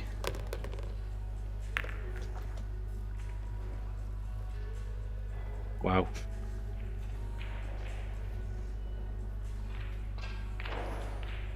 But gets the job done. Wasn't too happy right after the break. You can see his body language there too, kinda ecstatic the fact that he ran out there. So even though you're such a good player, apparently they're still happy to get it done at times. So this win round 2 match is basically to get into the money. The prize money starts from the loser qualification or winner qualification round, basically. So the winner of this match guarantees himself a little bit of money. Obviously not the goal that they're trying to go for, but it's always nice to get to that stage at least. Plenty more matches going on. Let's see if there is a couple interesting results. Daniel Gutenberger, who didn't play the European Championships, has beaten Felix Vogel 8-3. So that's quite a big result, as Felix has been playing really well lately. Now, let's see if we can find one more. Albin Ushan beat Mark Maggi 8-3. And I will see if there's more interesting results to bring you while they're racking the balls in the next rack. So, Klazovic to have 2 breaks, and this has come up dry. A little bit of cut on the break. Joshua just making sure there that something has, well, that he's at the table, that it actually came up dry. Yeah, they've opened up really nice, Tim. Stripes are looking very tasty.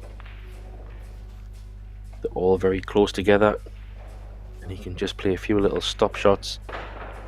Cue ball won't really necessarily have to travel too much here. Maybe taking this first, maybe I'm not going to say problem ball, because it did go in the top right corner once he removed that 12, but as he's taking this now on the side, this then opens up this rack. Very nice indeed. Don't see really any problems here. He's got a choice of balls to get on the 8 ball. Any of the balls on the right hand long rail will work. Probably get rid of the 12, the 10 now maybe. And work his way to the other side of the table. I think this is a straightforward run out as it comes, Tim. Yeah, if he can get from the 10 straight on the 15, it's like stop shot 15, stop shot 11, stop shot 14, and straight in on the 8. So just this one shot, basically. Of course, he does, like, straight is ideal on the 15, but if you leave yourself a small angle into the long rail, that's fine. He's actually choosing to go that route now. Still, it's not gonna matter too much as long as you get to the top side of the 10. Oh, it's landed straight on this 14. Yeah. I think he can get the rail. Maybe just. Yeah, but I think he went that way, Tim, because what you said there about the 3 stop shots, he did have a good chance to take them out. Perfect there, really, rather than risk sending the cue ball a little bit on a journey on the 10 ball. He had the chance there, and as you saw, he landed pretty good on the 10. So many options on that rack. That's what a dry break will do. Gives him a 4-1 lead. Pretty straightforward run out there, has to be said. Balls were nicely spread. Yeah, and I have a feeling we'll get to see a timeout.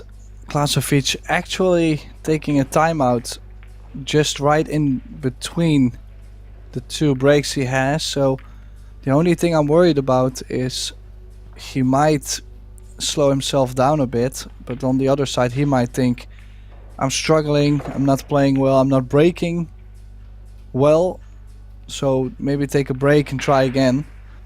So we will have to wait a couple minutes. They have 5 minutes, but yeah, in general they come back like within 4 minutes. So that gives us a chance to go over some other scores. Now the Dutchman Ivo Aerts had a tight match in the winners round 2. Lost to Ricardo Gutjahr, the German, 8-7. Close encounter.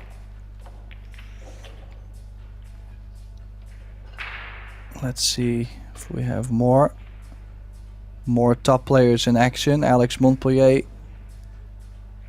is in.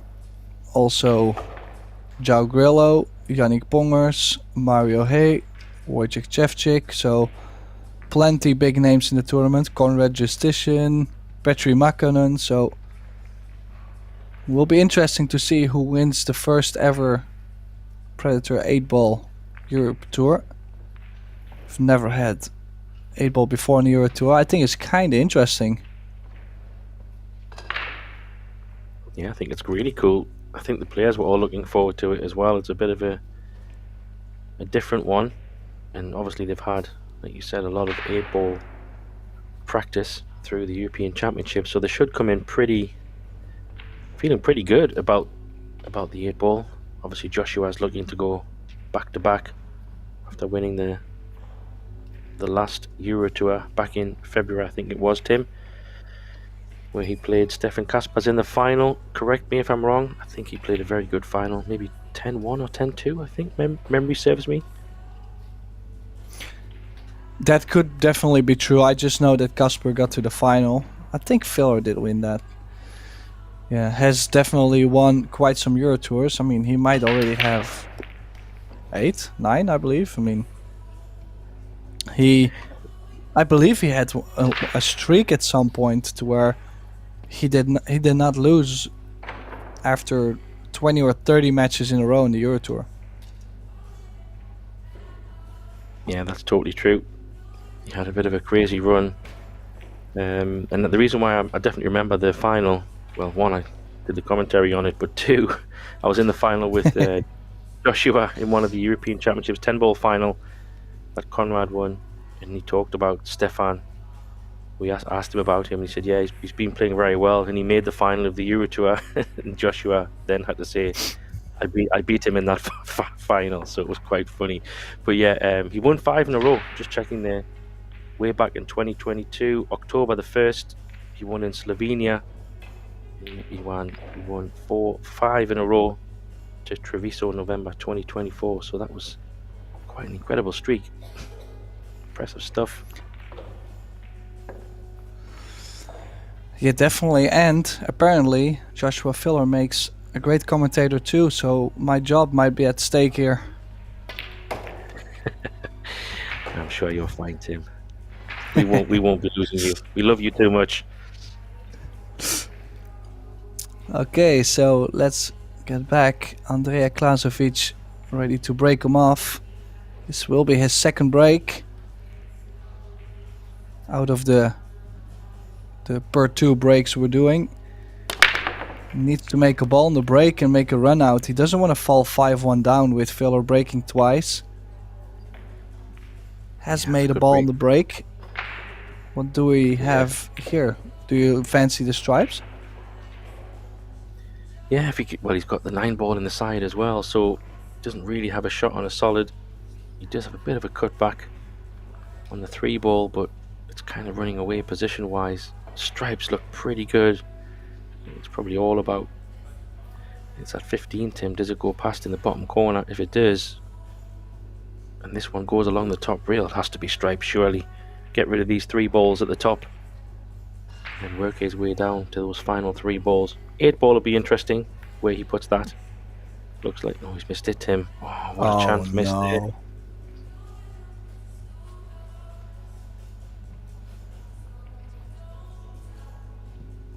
That's a big miss. And I mean, if it was really tight, so tight that it didn't go completely, maybe the 9-ball in the side might have been a better option, just to make sure you are at the table. But now Joshua will be very happy to pick up these pieces. Now he will be the one looking at that 8-ball, Tim. Where do you see that 8-ball going here on them last 3 stripes at the bottom? Top pocket maybe? Well, if you finish, for example, straight on the 11, then it's like stop shot 11, stop shot on the 10 gives you the 8 in the right center. But did land a little bit straighter on the 15. I think he's still fine, but he'll have to be a little further away from the 11.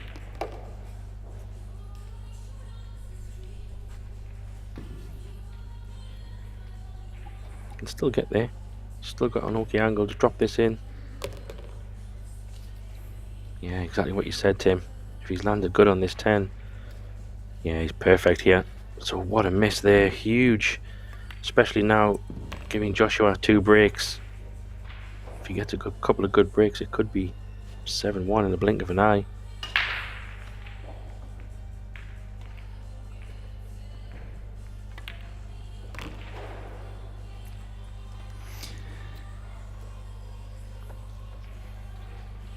Yeah, wasn't really. Yeah, I mean, he was really not so confident on that 13, I feel like, because from first look at the table, I thought that the 13 was kind of like a missable shot. He's missed 2 of those shots where you would expect Andrea always to make those. He's missed the 2-ball, the first rack of the match, and then now this 13. And basically every time you miss a ball, it could cost you like 2 games easily. Sometimes 3 depending on the moment. So now Feller breaking, has 2 breaks now. Does he find himself on 7 after 2 breaks? Oh, look at this break. Wow. Perfect. There is a little bit of congestion though if you look near the 8. So now either if you go stripes you will have to open up the 8. And if you go solids, it will be interesting to see how he will get on the 3 ball.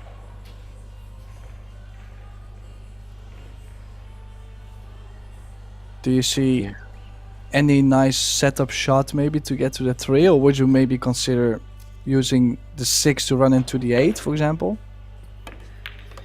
Yeah, that's a good call, Tim. I think there is a shot on the 3 in the top left corner. Of course, you have to get position on that, but that's a very fine margin for error. You might have to play some kind of... obviously, he's gone on stripes regardless, but he's going to have to get on this bottom one, and he's got there straight away. I like the way Joshua tackles the problem as soon as he can get it. Can you bump this 8 out? Well, the 3, yeah, run into the 3. In the corner. Yeah, lovely angle. Yeah, now the only thing is he was trying to get straight on the 11. I think he has a slight angle, so I might consider playing a soft bump into the 10, trying to technically push the 10 over a little bit in front of the side and always have the 13. He's playing the bank shot on this open 11, is it?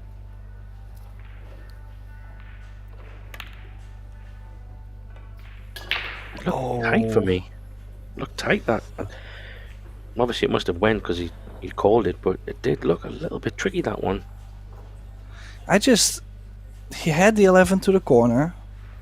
Could have played for 13 in the bottom left, for example, or the bump on the 10. So just really shocking to see that he took that bank on. And I mean, you could be one of the best players in the world, but that doesn't mean percentage wise the bank is a less percentage option compared to shooting the 11 in the corner, right?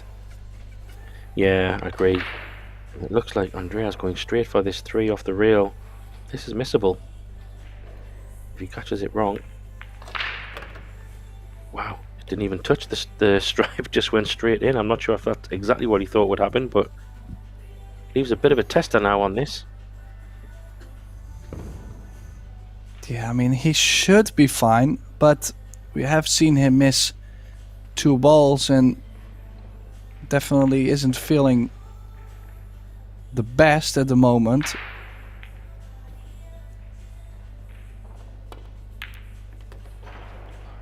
Nice. Oh, nicely shape on the 1. So he gets that big shot in. Now has to solve the 4 ball. I might choose to try and run into the 13, because you're guaranteed to have either the 5 or the 6. Could land also on the 7, and if you catch the bump right, you open up the 4.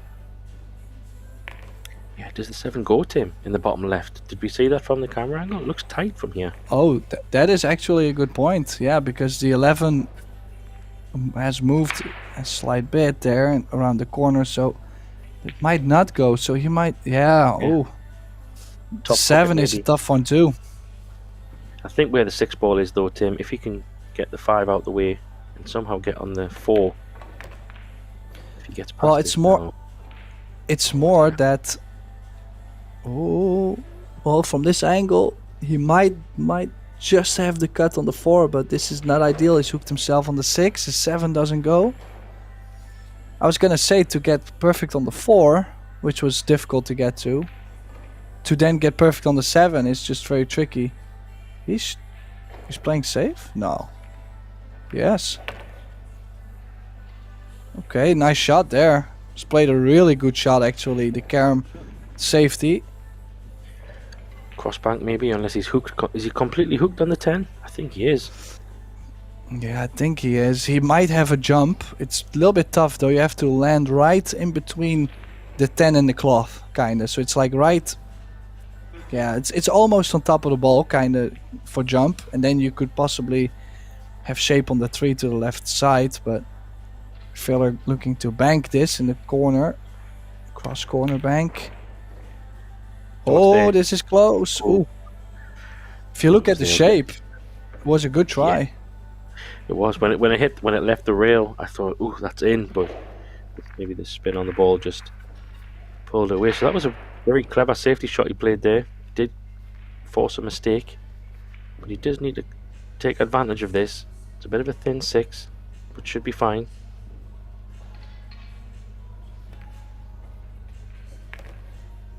Doesn't want to go behind the 10, but if he does, he's going to have to then. Oh, he's going to have to play a shot now again. Nice angle on the 4, I think, though, Tim. He can just draw this back to kind of the centre line of the table. Have an okay shot on the 7. Well, he does have a slight angle on the 4, and you don't really want to land in the center of the table to where you have too much angle on the 7. So he played top spin. He's still landing high. Pretty big cut. I don't even think he has the cut. Well, there, like a good friend of mine always says, there is always a cut. But yeah, I'm not too sure about this one. Well, if there is a cut, the cue ball will be doing some air miles on that table. Needs a little bit of pace on this. I'm not sure if he can dead weight it in. Yeah, just missed it. Ooh, wow. Well, if you thought that 2 ball earlier on was a little bit of a tester, try this one. Yeah, this is cushion to cushion, kind of. The only saving thing here is that the 8 ball is relatively close-ish to the corner, so if he does catch this kind of a little bit fat, it has got a good chance to go skit still. Needs to watch the scratch. Yeah, he did catch it fat as well. So not bad. Good to see that he's won a game on Filler's break. Actually, not too sure why Filler would have banked the 11. That really got him into trouble, but a nice steal from Klazovic brings the score to 5-2 now, the German leading. He does have one more break though, and the last break he hit was perfect, so he'll be feeling confident about the break now.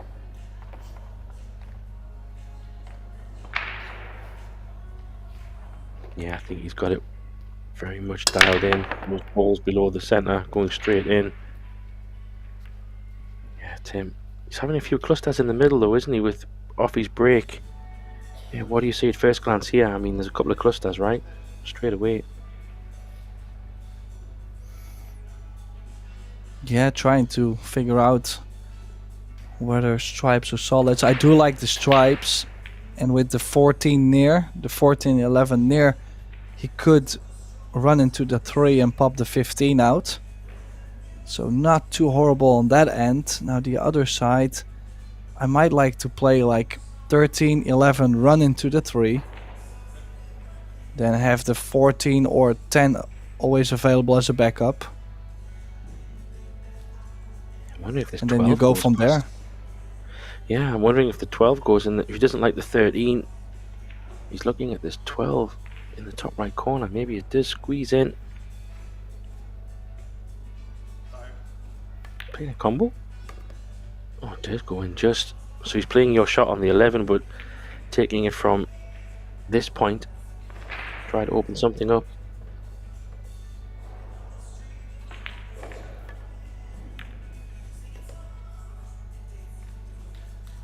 Maybe not.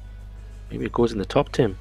Doesn't want to have any disturbing. If it flies in the top, then he would have liked to have been a bit straighter. Can he push this 3 ball out of the way, or can he hold flat 15? 14, sorry. No, I go the other way. Played a great shot there, actually.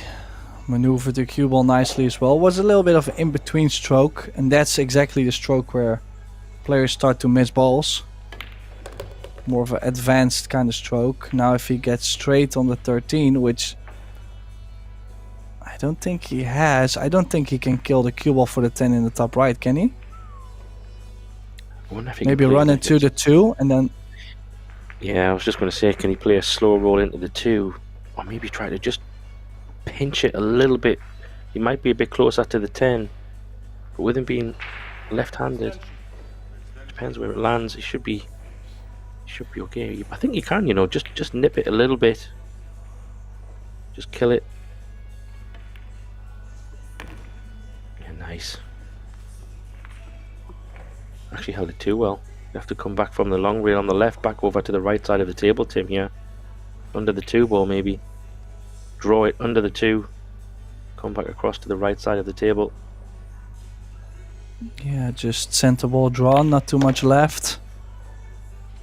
Does he get on the 8? Yes, he's got perfect on the 8. Straight in. 6-2 coming up. Klazovic will be breaking twice, but needs to win 2 games basically on his own. I mean, 7-3 would really be a bad outcome for Klazovic. 2 breaks here.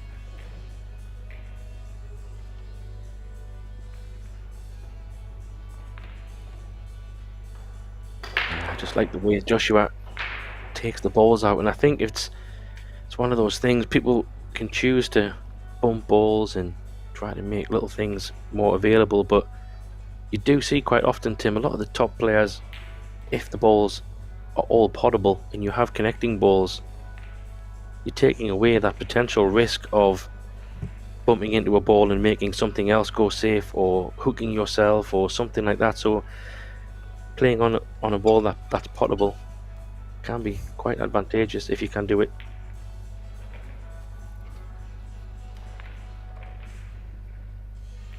So let's have a look at this break. See if he can get some balls in the side. Would be nice.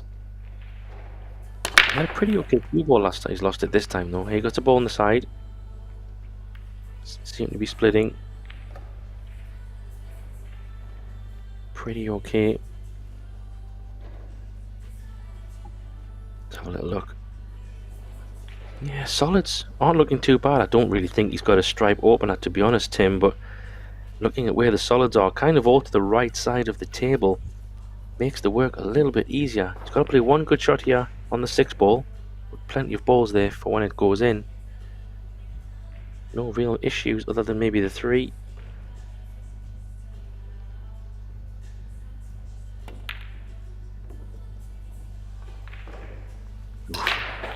What do you think, Tim? Maybe the 3 ball? He does have a 1 ball right next to it, but the 3 is probably the one that's a little bit more in the congested side of the table, if you look at it. Yeah, I mean, you could still, if you go 5, use the 7 to get to the 4. If you can get very straight or like a slight angle on the 4, maybe a slight bump into the 15, or you can land yourself nicely on that 3. I think you'll have to work towards a 3 as soon as possible. You cannot just go over, take the 4, take the 2, take the 1. Like, I think, yeah, I like how he's played this. Oh, wow. What a great nice shot there. Found the window. He's on the 3 ball. Like I said, it's nice to address that from the beginning. He knew he was most likely to be on the 3, the 4, or the 2. So that was a very clever opportunity he just took there. Yeah, and he's landed absolutely perfect here. I would have liked to have possibly got rid of that 1 straight away if I could, because now that's probably going to be his last ball, judging by, unless he's going to play 4 ball, 1 ball, then 2 ball, Tim, maybe, judging by the angle. Can you just play a little bit of a stop shot here and then play the 1, 2, 8 ball on the bottom left?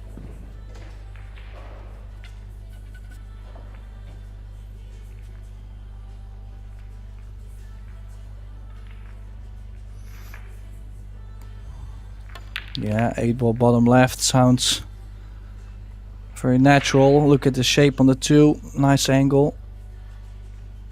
Actually, is he looking at playing the 8 in the side? Because you could draw too short or too long. I just like to run towards the 8 and play the 8 in the bottom left, yeah. Glad he went over to check that again. Yeah, I think playing the side is a bit risky. I think this is just a natural Just a little bump off the cushion. He's coming into the line of the 8 really. So he did come down. Surprised he did that, Tim. So many more things can go wrong. Maybe it's just confidence. Maybe he felt he wanted an easier 8 ball.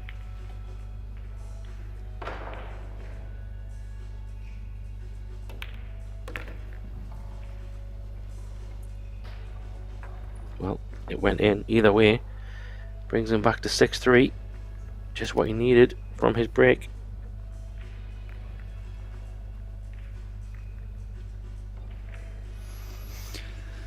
Yeah, certainly, and needs one more. Like I said, just try to keep Filler off the hill as long as possible.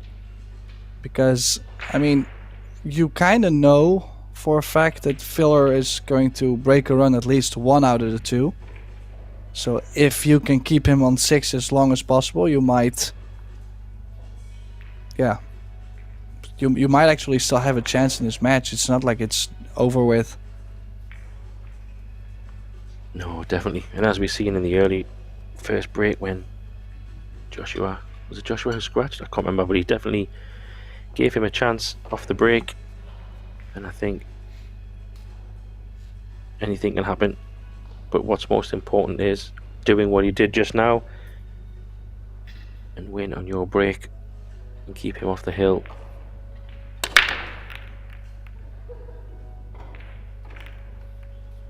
Not this time though. Oh. Well, actually, that 8 ball's gone nicely over the middle pocket. That just makes a run out a lot easier. You don't have to think too much about which connecting ball, really, because you can probably pot it from most places. But at first glance, yeah, probably need to say the table view, you'd have a better view, but they both look, options-wise, yeah, maybe Stripes is close to, they're quite close to each other for manoeuvring. Even better, he's opened that one straight up. Yeah, it's just a 10 ball, slightly tricky, I believe so. Doesn't really lay nice to go to the bottom corners. Or does it go to the bottom right? Let's say he takes a 13. Is he able to play the 10 to the bottom right? Yeah, maybe. I'm half wondering if he tried to land on it there. I'm not sure if he could hold up for it, but I think it does go on the bottom right. Might even play for it. No. No. It doesn't go on the side, Tim, no? Well, that's the thing. Like, I'm a little bit worried about the 10. Yeah, he's just gone over to check. Oh, a little nod. Does that mean it does not go in the right center? I think he's already knew. I think he already knew it went in the center. For him to check it halfway through the rack, yeah, I don't think that's... Like Joshua, I think he must have known. He wanted to be straight on it, that's why I think, so he could roll through for the 9 and play the 13 at the end, maybe. Yeah, has to be careful though not to play the 13 off the 8 too much to where you might block the top left corner by the 8.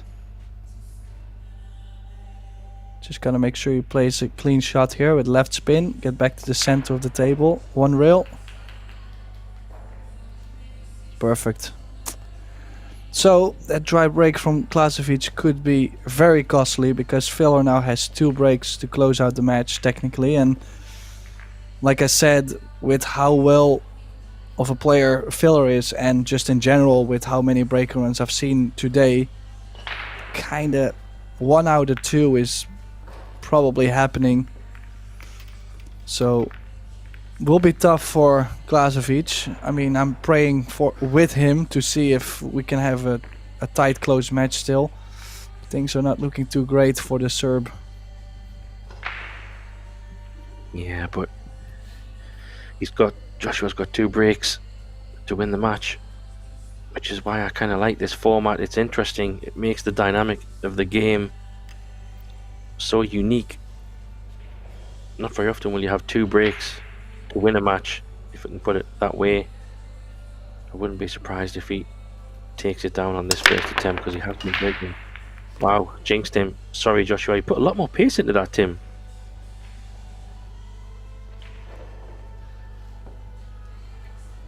Yeah, now Filler has had 2 scratches on the break. A little bit interesting. Now Klazovic at the table. Let's see what he can do. He has to start with the cue ball in the kitchen and has to leave the kitchen. So he's not able to play the 3, for example.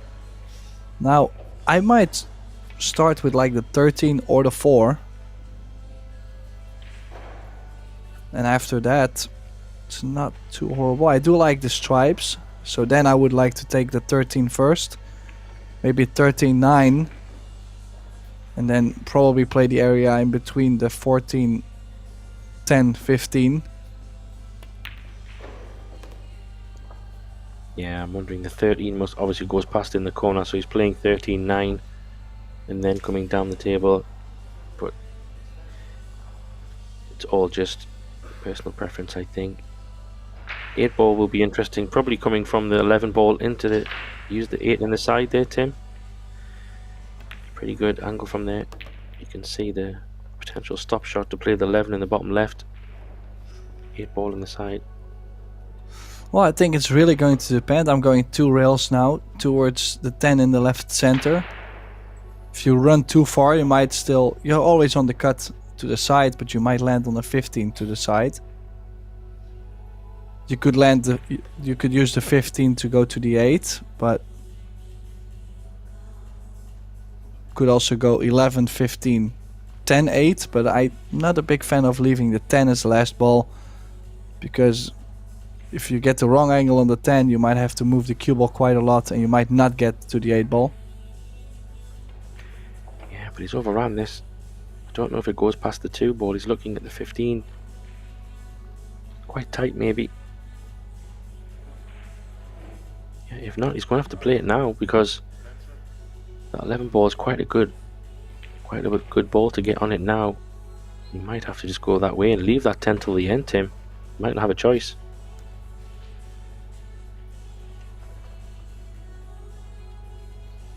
I mean, he still has options. It's not horrible, but I might still have taken on the 10 ball. And let's see how he's gonna get on the 10. This will be interesting. The 8 does not go to the bottom right, has to be played in the bottom left. Doesn't want to run the cue ball into the kitchen and out to play that shape, so has played for the 10 in the corner.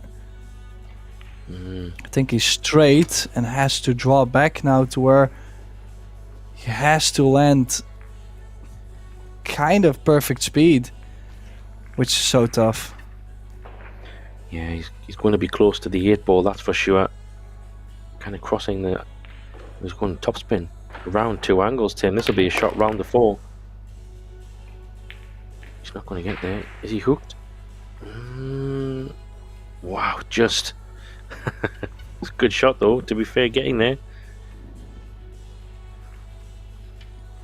Yeah, difficult shot that was, being so straight on the 10. Now this 8 to pull one back, 7-4. Yeah, nicely done. Nice out from Klazovic. As you said, it wasn't really so easy to run out. Has made it happen. Now another break for Feller. Are we gonna see like a 1 out of 2 break a run, or maybe a little bit of drama?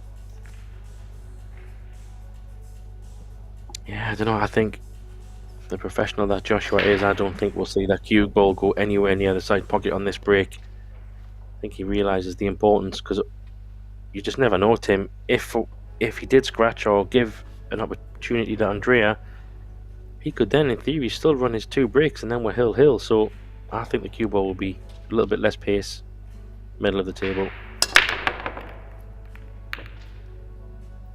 It's dry though. Yeah, Drama. and I feel like it's open. I mean,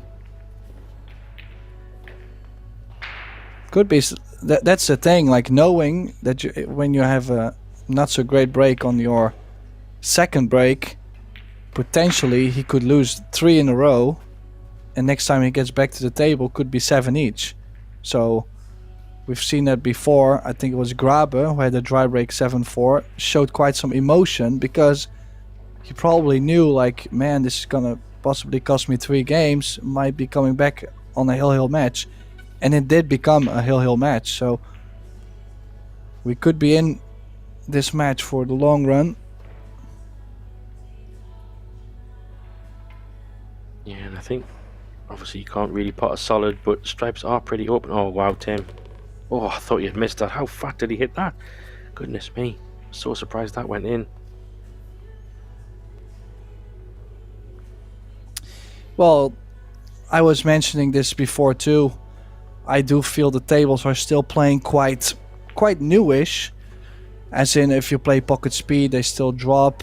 The table doesn't seem to be bouncy at all. So that is really good news, because that makes 8 balls so tough.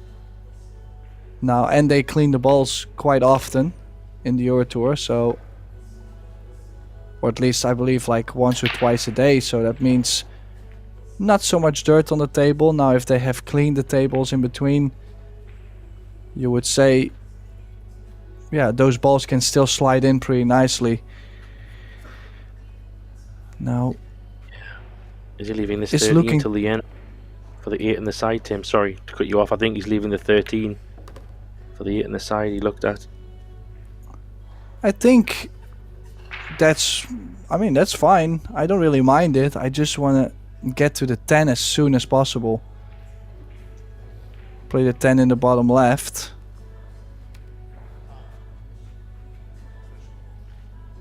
Yeah, was Can you get actually, I thought he could have played for the 15 in the side, then used the 9 to go over to the 10, or 15, 10, 9, 13, for example.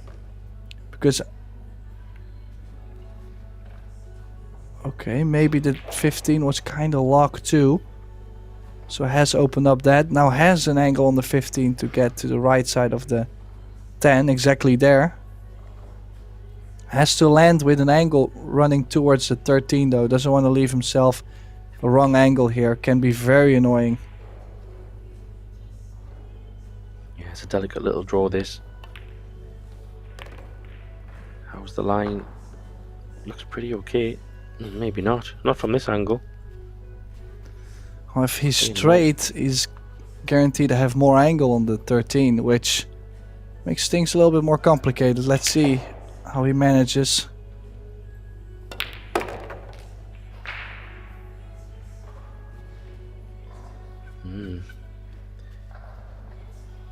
Is he going to play into the... Can he hold this? I don't know if he can drop this in dead weight, Tim, or will he have to play into maybe the 5? Leave the 8 on the other side? Or a top pocket? He's trying to Oh, draw he it was across. trying to kill. Did he land on the 8? Does the 8 go? Body language, no. Set the Joshua, no, it doesn't go. Wow. Yeah, what to play here? I mean, Yeah. It would be I funny see if he one set the shot. Joshua. I Or was just going to say, if he does said it it go? doesn't go. No. What? If he went to Joshua, it doesn't go, and then he went down and potted the 8. That would have been funny. Yeah, true. But now I do not understand what he was trying to play on the 8. I actually thought he could shot the 8 off the 5 and maybe 3 rails in the side. I think it was laying, not horrible. You have to kind of take your chances there. You cannot just say, let's move the 8 over the corner and hopefully it doesn't run out. This is a chance to close out the match. Andrea clearly struggling in this match. Not the best I've seen him play. Yeah, I think I like what you said there, Tim. I mean, to just kind of bump the 8 ball and hope that Joshua doesn't get out is a little bit maybe, well, how often is Joshua not going to get out from an open table? So maybe try and find a creative shot and go for something, because if he has to cannon into balls, maybe he causes a problem. But to leave an open shot was a little bit more, yeah, suicide, I guess.